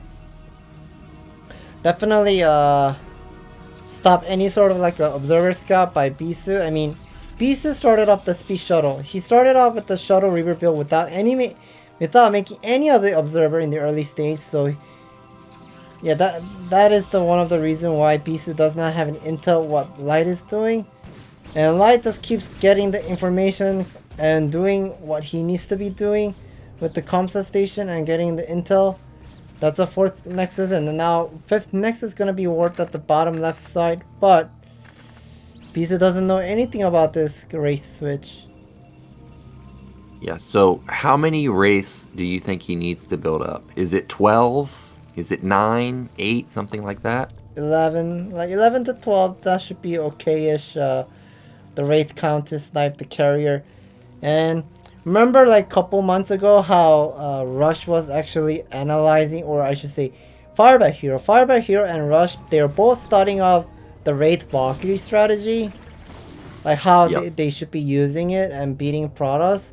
But in this kind of case, I don't think it's going to be working out, because your 2-1 upgrade of mag is so slow. You need more gas than what you think. Well, here comes the first 4 carriers. There are 6 race out right now, so it's still not up to the magic number of 11 race. I think he could go with 9, but he obviously has to take down that observer. I don't know if he will be able to, since the goon count is also so high. Bisu he's basically max, so he wants to make an attack now. And there are those first few carriers. I noticed there's no observer with them, though. Yeah, there are now 7. There's a single Zala standing at the 12 o'clock or 4th command center. Getting denied, but did not cancel yet. Well, I like how Light is going for an attack with these vultures, as he knows that the carriers are out in the center of the map. That's going to draw the attention away from the carriers, and if the race were to go in right now, he may actually be able to snipe them. And those are isolated carriers. There is no defense here. There's no goons. There's no observer. Okay, now goons are finally syncing up. But that was, I think, a potential moment of opportunity for Light. But Bisu's going to get away with these 4 carriers. Yeah, Light is waiting the critical number of like having 6 carrier. Where are the carriers? Are they at the center of the map? Okay, they are the 3 observer, 4 observer. Okay, 4 observers are moving left and right, but I think Light is waiting until those carriers being isolated. Yeah, you have to find the right moment, and I like that Bisu does suspect something, building up observers just in case. And he's got a decent amount of them. 3? I mean, that's not bad, but I think even building like 5 or 6 could be a little bit better. Here comes another shuttle. Okay, again, it's the Reaver. I thought maybe it was going to be a Templar drop. And there are those 12 race. Yeah, those 4 observers with the observer speed now completes. He's trying to go for the attack, but Bisu is being patient. He's not falling into any sort of like this early attack with his carrier. I like how he's just trying to buy some time, taking more expansion, but at the same time it's giving a lot of time for Light to have 200 max supply army. Yeah, like Light even has 1-1 already. Sure, it's not the powerful 2-1 power spike, but a big mine connection there takes out 3 goons. He's going to ransack the probe line. Look how fast those probes die. And as you stated, Light is approaching max. I mean, 1-1 is obviously a very powerful army once it reaches max, so Bisu does need to be careful. However, that carrier count I think is at 8 now, and the Stargates continue to blink. Yeah, picking up some probe did eliminate some of the supply for Bisu to make more carrier. Yeah, Light is waiting. Light is waiting for the timing of going for the bus, but things are not just working as well as is expected. Well, this is going to be very hard to attack into, as Protoss, Terran, it's almost the entire army set up. It's a lot of tanks, it's a lot of Goliaths. There's no vultures though, but there are enough Goliaths to push back the carriers for now. Even a Corsair being built. Uh-oh. How many observers are left? There's only 2! There's 3. Okay, actually there's 4. Does he notice though? Yeah, I think he... Oh, did you see that observer right to this in the center of the map? I think he spotted the race with that single observer. That could be right. That could be right. But Light, okay, finally shows his Wraith position. These fight is gonna be super intensive, but those Wraiths are also useful to pick up the interceptors. But I guess he's not gonna be taking any risks. But some of the carriers are gonna be on the wrong position. Where are his Wraiths? They are out in the center of the map. He's going to use them for a counterattack? What is he doing? I feel like this was his moment of opportunity. All the carriers are here, but instead he's just going to counterattack the mid-right base. Or actually, is he going straight to the main? Yeah, he'll be directly going into the Protoss main base to empower or take down the Cybernetics core. So that's a spicy decision making. Have never seen this before, so he's going to cancel probably weapon, but armor's also a very important upgrade for the carriers. He has so many Goliaths, I guess he feels like he can take on the carriers even without the race. That's a lot of supply in the air that he's just flat out not going to have though. Storms go off, blanketing a lot of the race, but only one ends up dying. And this army of Protoss has been pushed back, even isolated goons at top left, but Light never got his 4th base, so he's very committed. In these expansions now Light has, I mean, his main base is mined out, natural is almost mined out, Bisu split up army, still buying some time at the 11 o'clock side, and now Light has 2 to upgrade. I guess he just cannot wait any longer, because once Protoss has the army with side storms, okay, those carriers are isolated, but Light doesn't know about it. Yeah, he just barely misses them, and the carriers do get to safety behind these cannons, but still the Terran army is fearsome. There's still a ton of Goliaths here. He doesn't have almost any vultures, so something like Goons and Zealots would be fantastic, but there are no Goons and Zealots. So this is pretty much the perfect comp for Light right now. The question is does he have enough anti-air though? It looks like the answer for now is maybe the Race and Goliath combo are doing a lot of damage to these interceptors. You may think Wraith are supposed to be taking down the carrier, the main unit, but you can also peel off those interceptors on a hold position like that, like picking up the interceptor one by one. Light does have still a decent amount of Goliath. I mean, what happened to interceptors? Are they like all getting picked up by these Wraiths and Goliath? Yeah, it seems like that's the case. He has +2 weapon, +2 armor. Here come the Sayers, going to dish out a decent chunk of damage to these Wraiths, but good focus fire on the Goliaths to knock those down. Supplies are getting closer and closer. It's 150 to 160, and Light's now branching off tanks to all of these mining bases of Protoss. He's already lost his Nat. Main's mined out. 3rd is saved for now, but bottom left 4th base might get taken out, and Bisu's mid-left base is also vulnerable, but this is buying time for those carriers to replenish those interceptors.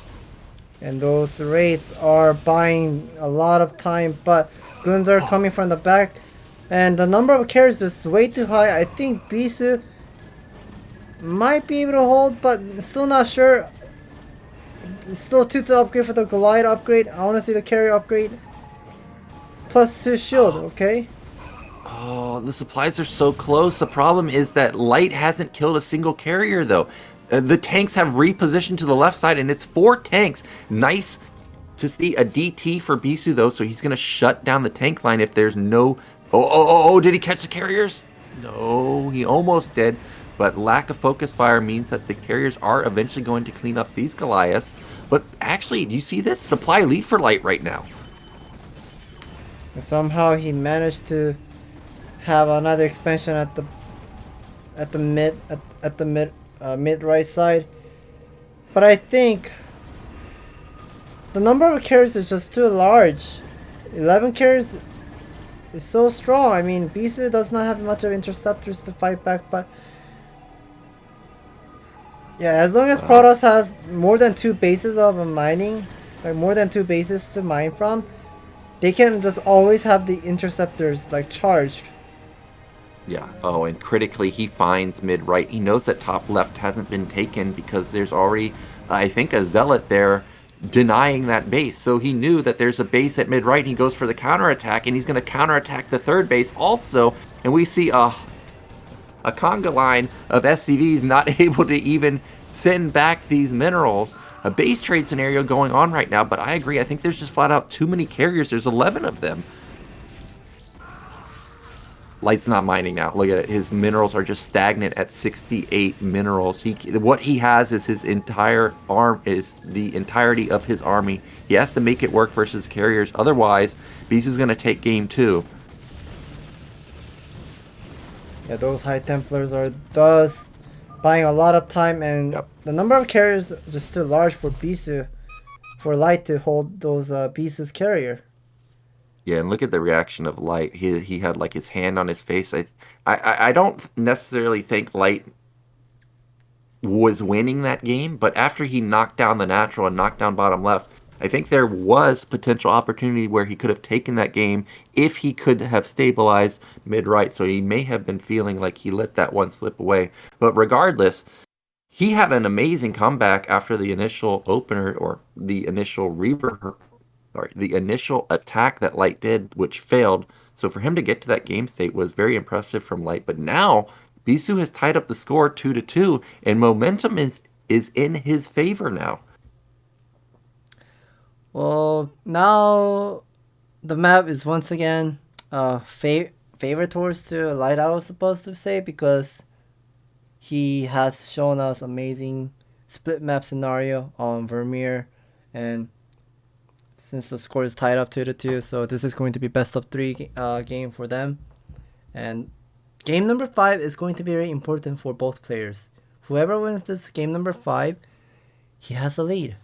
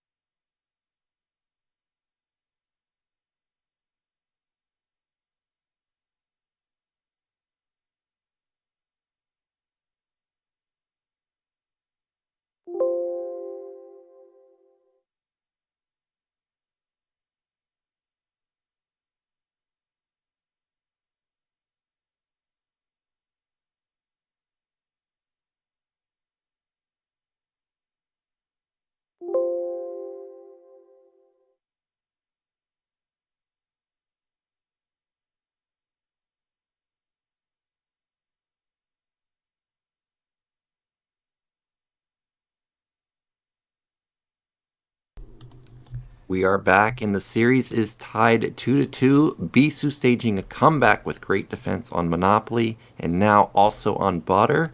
And as you stated, this is very important to both players. Not only would it put them up 3-2, but one game away from taking the series. Our map is going to be Vermeer, which we haven't seen a lot of games played on.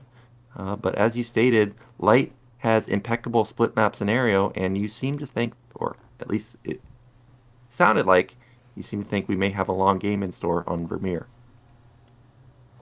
Yeah, we have seen how Light was splitting up the map in half against Mini back then in round of 16. It was a vertical matchup that game, and it was a crazy game, like how Mini was doing those 6 DT rush versus Rex expansion. And I think Light once again probably gonna be doing some sort of like a Rex expansion, like how he was doing on Allegro. So let's see. Players are ready. We're gonna be moving into game number 5, Light versus Bisu on Vermeer.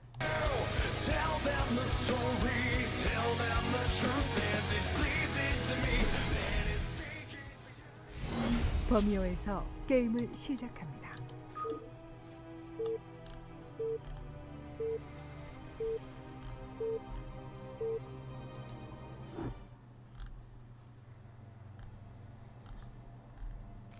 So in the bottom right, our blue Terran, it is Light.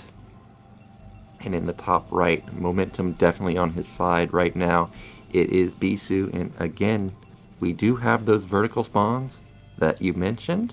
Now, you think we're going to see another 12 Nexus from Bisu, or will we potentially finally just get a gateway opener? Well, if it's a right side mineral, why not 12 Nexus once again? I mean, Bisu has been making the comeback with the 12 Nexus build the whole time, and we can see the ASL map data 1-1 on this Terran versus Protoss matchup. We have seen Light won against Mini, and Rain won against Royal on round of 16. And that forward pylon, once again, I'm gonna be suspecting something like a Nexus first. And let's see. Yep, another forward pylon in the main for Bisu, and every time we've seen this, it has been 12 Nexus. Got my eyes locked and loaded on his minerals, whether he's gonna queue up another probe or not, and he did. So more than likely it's gonna be another 12 Nexus, and that's gonna be what, three games or 4 games of him going for 12 Nexus. Well, I think so, yeah. Game number 1, and game number 3, and game number 5. 1, 3, 5, he's doing the 12 Nexus. Well, I guess Eclipse is considered as almost like a 12 Nexus, but he went for the gas steal into Gateway and then something like a 16 Nexus. So it's another way of doing the Nexus build. And look at that! Oh my god, this is not a Rex expansion. Yeah, it is just going to be 14 CC from Light. You really don't see that very often, so he must suspect that this will be another 12 Nexus opener. And he's right. And fortunately for him, also, Bisu not going to find him with his first scout. We'll have to wait and see if he does go to bottom right. He may even find Light last, so that means that Light's going to get away with a really good counterplay to the 12 Nexus. And there is a depot being built. I tried this SimCity before, and that depot placement does help in the early stage to defend the Zealot aggression. But look how narrow it is to send out your mech army. But anyway, let's see how he's going to be doing. Here's the SCV moving towards the top side. And Bisu finally finds out what Light is doing. And I like this strategy because, I mean, Bisu has been doing something very greedy build the whole time. Why not try at least one game of CC first? And it's gonna be working out so well because he now sees this is a Nexus first. Yep, and I was paying attention to see if Bisu was going to double zealot or if he was going to continue to probe. And the answer is he is going to probe up. He is not going to cut workers and go for a big attack onto light. Instead, he's just going to power, and his cybernetics is about to finish. We'll see if he wants to go into range or if he wants to go straight robo, because of course Terran's factories are mega delayed. Oh, he spent 100 gas somewhere. Yeah, I guess that's for double goon. Yeah, those are the should be the double goon, and I think it's not that necessary for Bisu to get the range upgrade at this kind of a game scenario, because even if you get the range upgrade, the tanks are gonna be out on time, not gonna be that efficient with the gun range in the early stage. So he's gonna be definitely skipping the gun range upgrade into super fast robotic facility.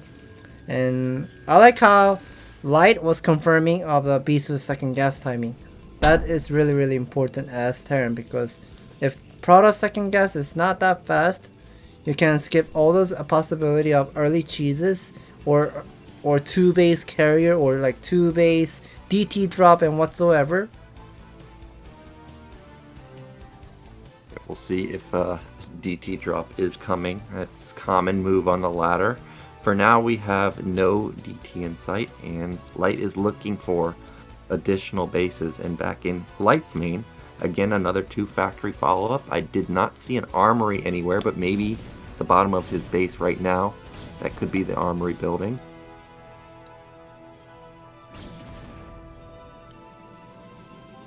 Okay, there is an observer. And since you have been skipping those gun range upgrade, it's really important to get the observer first. Or it can be still the shuttle observer into Reaver build, which is so much safer way of going for the Reaver build. And what is that SCV doing? Could that possibly be a starport? I feel like that would be not the best position for it, because the observer is likely to just run into it. For now, there's no building placed just yet. I guess maybe it is just waiting to go for another scout, or could be sitting there to see if there's going to be a fast shuttle moving into his natural.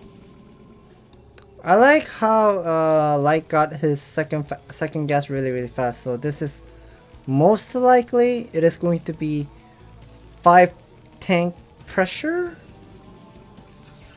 Those are fast factories. That's a 545 third and fourth factory. That's extremely fast. Yeah, there's finally the SCV moving out. I like how he was hiding that SCV there, and there's an eBay going up. Light now stops all of his SCV production. He has decent amount of SCV count at his natural. That's about more than a group SCV mining at the natural, and Bisu is about to check out how many factories they are. Bisu confirms there are 4 factory, but Bisu is going for the Stargate. You think he should cancel this? Maybe go into Reaver play? Or what's... Oh, he did cancel it. He's going to put down more gateways, and I think that's a smart move, because Stargate is not going to help him at all defending a 4-fact. And Light is being patient here. I guess he's about to move up. Here are the 5 tanks with the 4 Marine. I like how he's throwing one of the SCB to figure out whether the goons are standing on a high ground or whatsoever. And he's slowly sieging and moving forward. And another scouting SCB figures out the third nexus. Yep, he confirms the third nexus. Vultures sneak behind the goons and are going to lay some mines, forcing the goons back, which means the tanks will now be able to move forward. Genius move from Light. No connections just yet from any of the mines, but the goon count is really not that high. I see there is a support bay. I think that is critical to stopping any type of 4-fact, 5-fact play from Terran. But this is so fast. And that's a lot of siege tanks are slowly moving forward. There are still 4 Marines are being alive. And also, the map Vermeer, you can actually build missile turret on location like that. So those goons are somewhat isolated. Where's their shuttle Reaver going towards to? He's gonna go for... No, he's not. I thought he may go for a counterattack. It looks like Bisu's kind of floundering on what he wants to do. Does he want to attack but he is buying some time. We see that the 6 gates are kicking in. The first couple zealots are moving out, but there's actually 4 marines here, so that's a lot of damage onto the shuttle. An unsiege forces the goons to engage again, and Bisu's going to back off. But now tanks are being rallied across the map, and this 5 tank count is soon going to be 7, soon possibly going to be 9, and as you stated, the turrets make it even harder for the Reaver to get in. I wasn't expecting that the little place you can actually fit missile turret there. That is going to hurt Bisu a lot to defend his 3rd expansion. And there are total 6 to 7 tanks, lots of spider mines being laid, and that shuttle Reaver is about to unload, and now getting focus targeted by the marine and double siege tank. Guns are getting melted. Yeah, that one single siege tank at the bottom side, not in the vision, was doing so much of a job. Yeah, didn't take any damage at all, and there's 3 tanks remaining. Light does need to scramble to reinforce, though. It is 6 gate production with speed, with Reaver support too.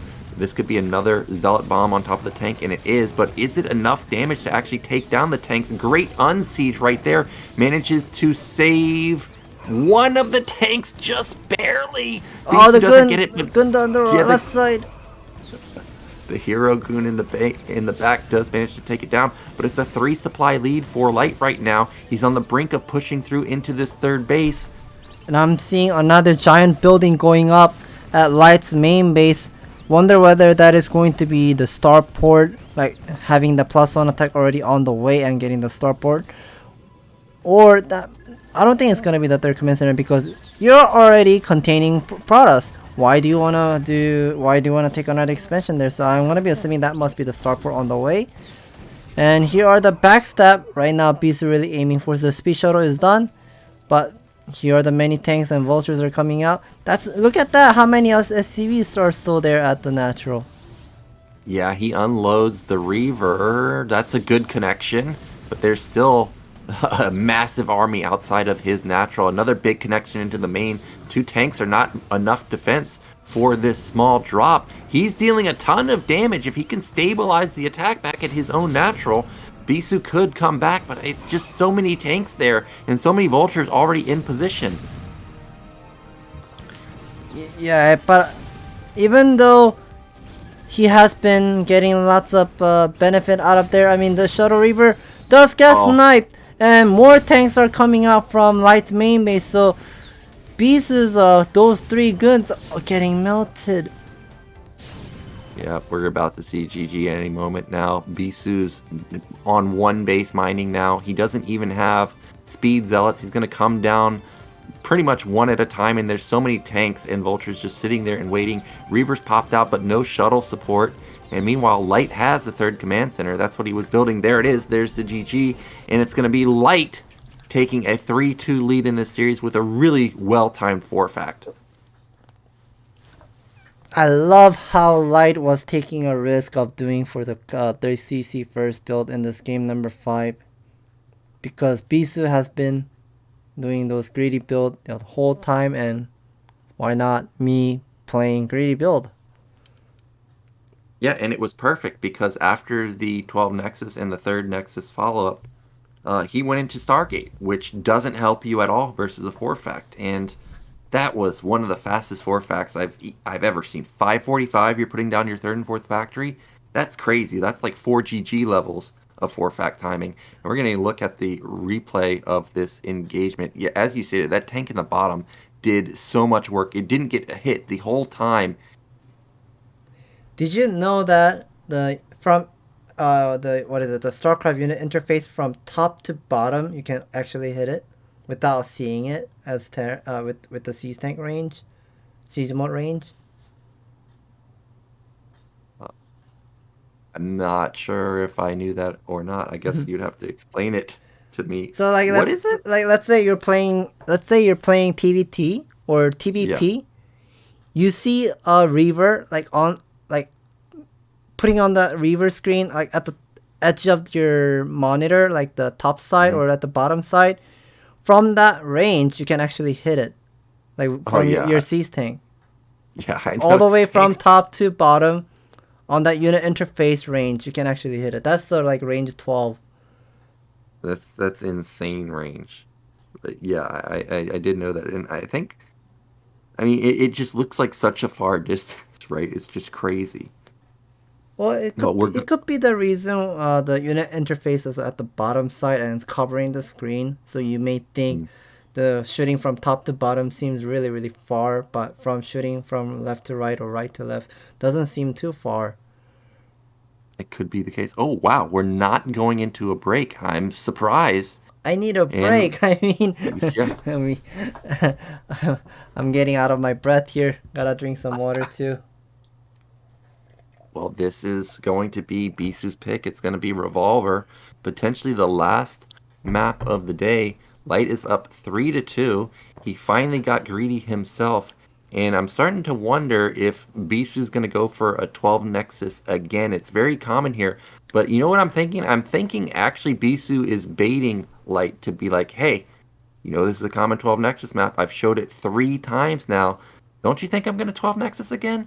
Maybe you should go for Proxy Barracks in the center of the map. And in fact, I think Bisu is not going to 12 Nexus here, even though it's a very strong 12 Nexus map. I think if I try to understand what Light was doing, if his CC first did not work on game number 5 on Vermeer, then he would have been just pulling out 8 racks on Revolver.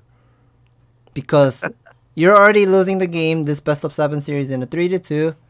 Take a risk, take a huge risk, and go for 8 racks to take down Nexus first build. But now, this is the opposite situation. Now, Bisu is on a disadvantage side. He has 1 life left, but we are going to be moving to the game here. Light versus Bisu on Revolver. SE에서 게임을 시작합니다.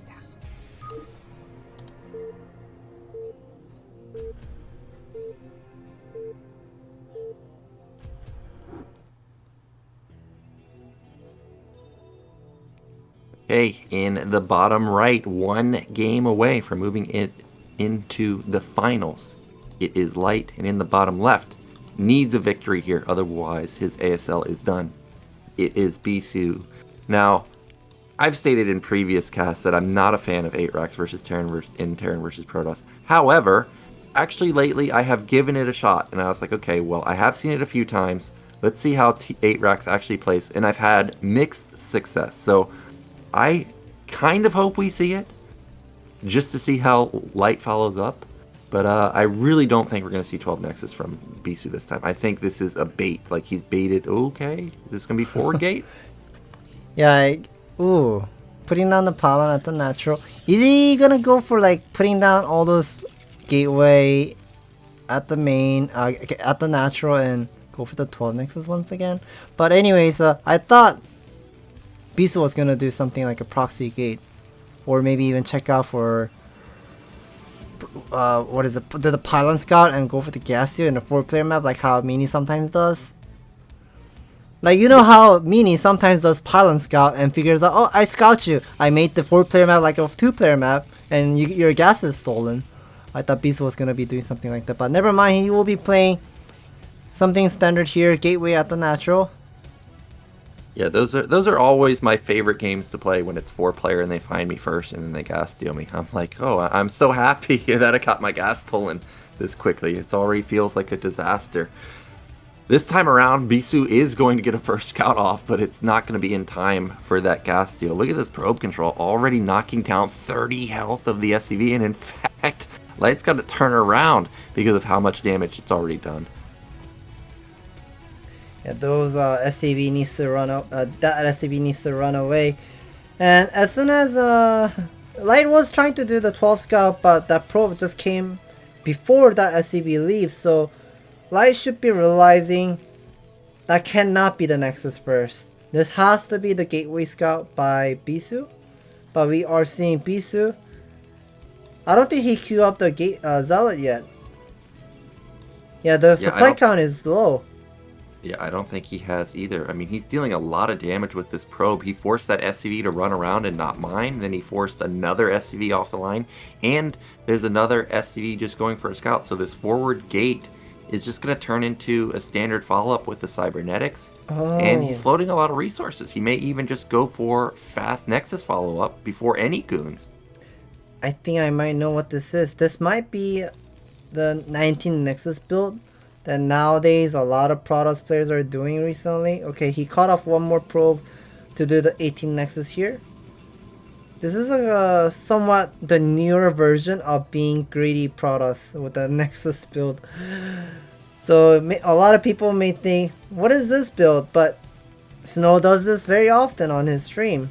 Snow kind of popularized of this, the 19 Nexus build. Bisu cut off one more probe because something didn't feel comfortable for him, so he wanted to get more earlier Nexus here. But now Light, as soon as he see this, did he decide to go for second depot? Yes, he did. Yeah, he did. And I noticed that he has stopped building Marine, so he's not going to try and punish this. He is just going to be content to take a command center himself. He goes straight into add-on. Now we saw him go straight vultures with mines. What was it? I can't remember the map, but that may be the follow-up since he knows that the vulture or the goon count is low. He knows there's no range. He knows it's a fast nexus follow-up. And Bisu is doing the classic way, or I should say the old school trend of doing the nexus into second gateway instead of going for the robo build. Normally whenever you're doing this kind of build, you still stay on a single gateway and get the second get the robotic facility first into a nexus second gateway. But Bisu does not have any robotic facility. This is like the classic of like a old school of 21 nexus, like the 4 goon into a robo build. Well, it was a vulture follow-up, but it does get spotted by goons. So he's going to be aware that there are going to be mines out on the map, but what he's not aware of is that this is a starport follow-up. And I love how Light has almost completed the bunker, but it's not completed just yet because, of course, you don't want the bunker if you don't have to have it. He sees that the 2 goons do poke in, so he does complete it and loads it up. Wow. But really nicely, oh my gosh, and he's got mines set up behind the goons. And now where do you go if you're Bisu? This is going to be 2 goons dead, and those are important goons because when the drop comes, he's going to have minimal defense. Yeah, now vultures are coming, taking off the shield. I'm pretty sure he's going to be taking off both of the goons' shield, but those goons! Okay, I thought they will be staying alive, but stepping on a spider mine did not help him so much. But Marine did fall. Goons gotta be careful. Vultures are running away. The dropship should be out pretty soon, though. And he still has a couple of mines on those vultures. Losing 2 goons, as I stated, that's a big deal. Now he's got to defend his natural and his main, while also... Well, I mean, he doesn't necessarily have to have units outside of light space. But it is imperative that he's got some goons in his main. And now these 2 goons might be trapped because they don't have any vision. Yeah, 1 goon will be stepping on spider mine. Oh, that was good! Oh no, not like this, Bisu. And he avoids the goon just barely. Oh, did Bisu see it? There's no reaction from his nat, so I don't think so. This is an open main. There's no pylon wall. Goon moving into position, but Bisu desperately needs a pylon wall at the bottom. Well, I like he's splitting up these double vulture in half, or 2 vulture in half to pick some probe from both location. Well, that was good stutter step micro right there, and I think this was about as good of defense as Bisu could have hoped for. He lost minimal amounts of probes. That was great. Maybe like 3 or 4, and that's it. Of course, he did still lose those 4 goons now, which is a huge deal, but Bisu has limited the amount of damage from this drop. Well, speaking of not losing that probe is definitely a good thing, but we know he lost those 4 goon in the early stage, so he's pretty much lacking with this carrier switch. And we see Light does not have any academy or any sort of intel what Bisu is doing, but he's adding up more factory. That's already 5 fact, 6 fact. Oh, he's really going for the throat here, and just like last game, this Stargate's not going to help him, but he's going to commit to it because he already spent the resources, and he's just going to pray that he can get out even 2 or 4 carriers. Luckily for Bisu, there's no academy, like you said, to scan this, but there's still vulture drops which can get in here and just run into the main and spot them. Well, I like this decision making because Light knows Bisu doesn't have his third expansion the whole time at this 8-minute mark of the game. Well, he didn't confirm the 9 o'clock yet, but the amount of damage that he did with those 4 vultures and those spider mines still have the information that Bisu is not taking his third expansion at the 7 o'clock, so he knows pretty much everything. Oh, this has to be 2 base something, so it has to be carrier.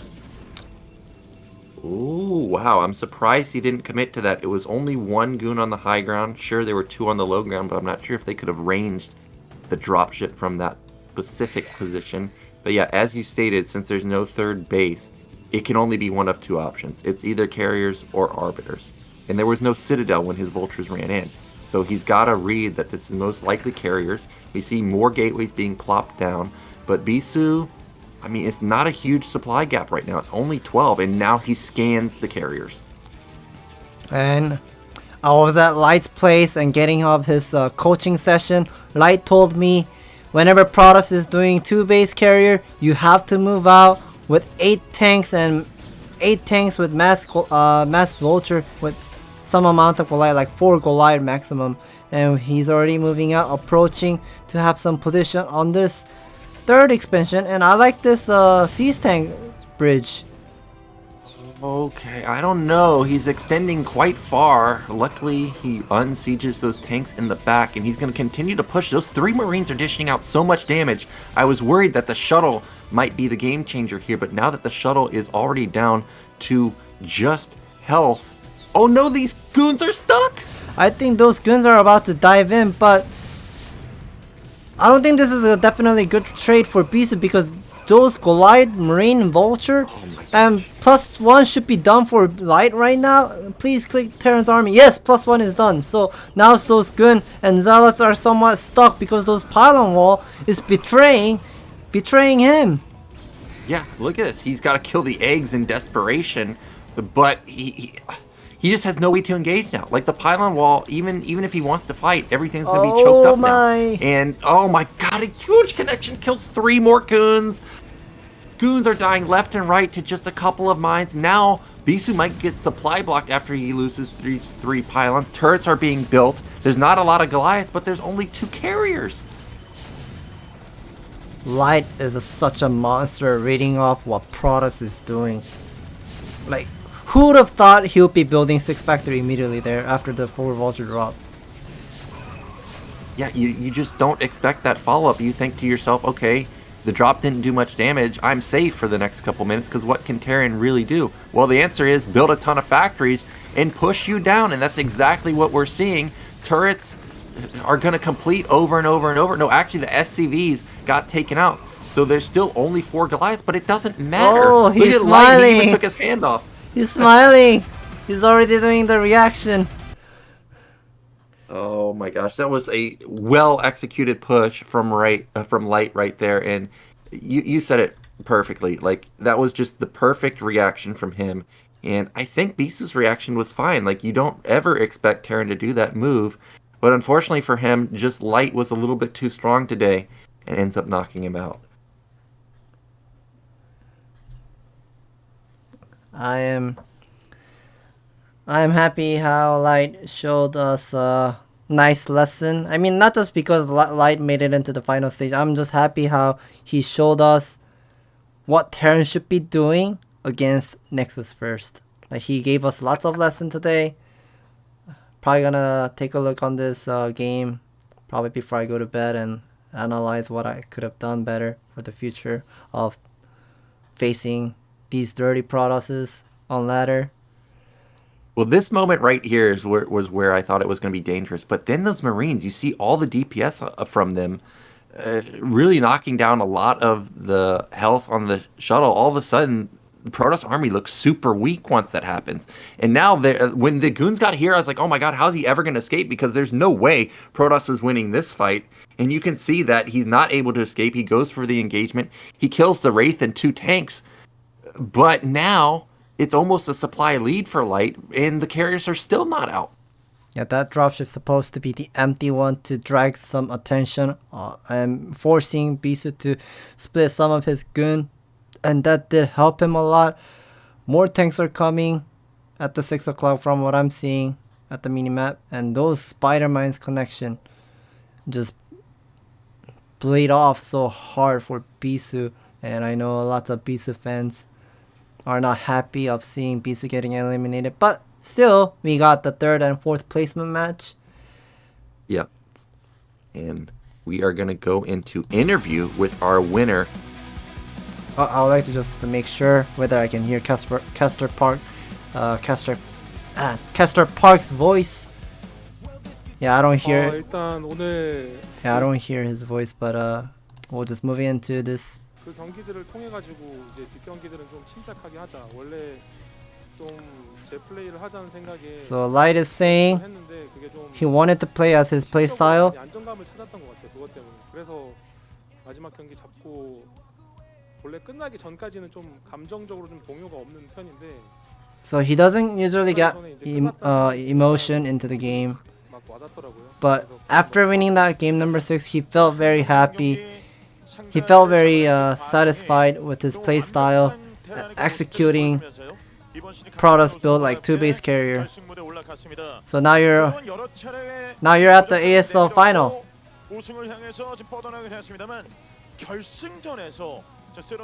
You've been stretching out and reaching to the ASL final before, but you got eliminated before, and now you're once again on the ASL final. 좀 좋은 일이 많이 일어나고 있어가지고 그래서 좀 잘 풀리는 게 아닌가 이 기세 이어가지고 이번에 기필코 좀 우승을. Okay, so Light is saying that he has been getting lots of happiness in this 2022, early 2022.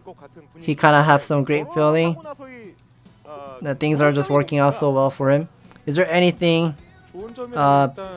positive side after your marriage? And he says after finishing up his the wedding on the marriage, he is very he's appreciating to his wife, like his wife has been taking care of him really well, giving him a card ride to the studio and letting him to have some comfortable practice time and stuff. Who do you like to face in the final? And Light says he wants to play against Rain. He wants to see Rain. And when he faces against Rain, he kind of expects to have some nice game. He's not saying Soma is a bad player. Rain has been showing such a great performance, so he has a great feeling that Rain might be making it into the ASL final.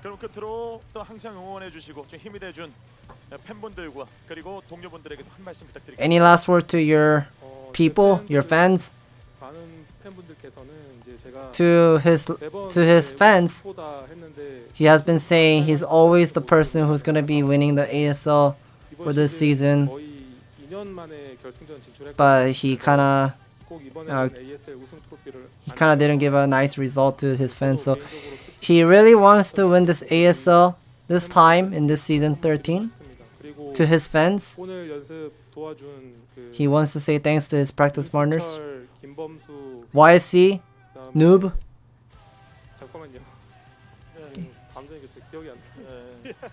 It's kind of a bit emotional to remember the members. Okay, he said YC, Noob, Mini, and Snow. Those are the 4 practice partners he helped him out. And also, he wants to say thanks to his wife, Sebyul, and I love you.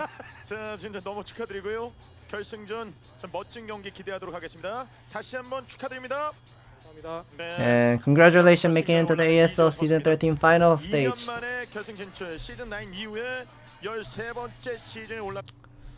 So those were the nice interview from seeing he appreciate to his wife and his family and his partners. Yep, thank you for the translation. And today's games were really fantastic, especially the first four. I think maybe the last two a little bit disappointing simply because of how they ended so quickly, but the first four today, absolutely fantastic. And really congratulations to Light. He played very, very well. And no slouch to Bisu. I mean, he was bringing it today. He was definitely on top of his game. But, and Light, he's just so unstoppable in TVP. It's crazy. Very strong play and solid of how he's just knows everything of what Protoss is doing. I mean, you know, like if you look at the other Terran players, like okay, let's talk about Rush real quick. Rush have shown us so many games of turtling of 2-1 upgrade, 3-2 upgrade, like somewhat like a 3 base, 4 base game scenario, but Light plays super aggressively. He played very aggressively multiple games of this best of 7 series and showing he can play defensive and he can also play aggressive. Yeah, I like how exactly what you said is even though he can play the 2-1 style or the 3-2 style, he showed that you can actually do timing attacks too, which a lot of Terran players struggle with. It's really hard to make timing attacks work as Terran into Protoss, especially when they have good goon control. But we've got our second round of 4 coming up. Again, it's on Sunday. It's not going to be on Tuesday like it has normally been. So definitely mark your calendars. We've got Rain versus Soma, and I think you know what I'm looking at. The map pool, it's going to be Revolver, Vermeer, Butter, Allegro, Eclipse, Monopoly, and Metaverse. And I think we know Rain is the 1, 3, 5 pick, right? Yeah, he's the odd pick of the map because who the hell as a Zerg player wants to play on Revolver? And I know a lot of Protoss have bad win rate on Vermeer against the Zerg for sure. And also on Allegro. Allegro is very hard too for PvZ because you can easily get Lurker contained. But he showed such a fantastic game against Soulkey yesterday. I think was it? Yeah, that was yesterday. Yeah. So Yeah. It was an amazing game how Rain was surviving. Yeah, Solky played fantastic yesterday. I actually thought that he was going to take it. Like, his macro, absolutely bonkers. I would say what really did him in was the only game Solky had success with the mutaplay was really Eclipse. All the other 2 games, Rain had impeccable defense versus the mutas and really was able to keep his Templars alive and just seal the deal with big attacks. But the next upcoming round of 4 matchup, that's going to be very exciting. Soma, I think, is a lot of players' favorite to go the distance. Like, he's so strong. What I find funny is Rain ended up picking Revolver again first. Because, remember, we saw him on Revolver the other day, and he went for the Proxy 2-gate in the middle. And now that he's shown that, is he going to go for it again? I feel like he's kind of telegraphed that he's just going to play the Fast Nexus on Revolver. Or maybe he might gonna do something like a 10-12 or maybe 9-10 gateway at the natural. Have a little bit of a small sim city. You know, like back then on Fighting Spirit, a lot of Protoss people did like double gate at the natural, having some wall off, and you still do the aggression with those Zala production in early stage. And then if your Zala aggression does not work out, then you just turtle off from there. Maybe he might gonna do that kind of play style, like how people were doing it on a couple years ago on Fighting Spirit. Yeah, that's very much the case. It could be. I'm just curious to see if Soma's going to make it to the finals again. Because we saw him, what was it, versus Zero in the season that Flash played random. Ended up falling there. And I know Light has not won ASL. So if we get a Soma versus Light finals, that would be 2 players that have not gotten an ASL championship. And we would be crowned a new champion. And we are done for today, guys. Thank you so much for watching. Remember, our next round of 4 matchup is on Sunday, so definitely tune in. And hopefully, me and Scan will see you there.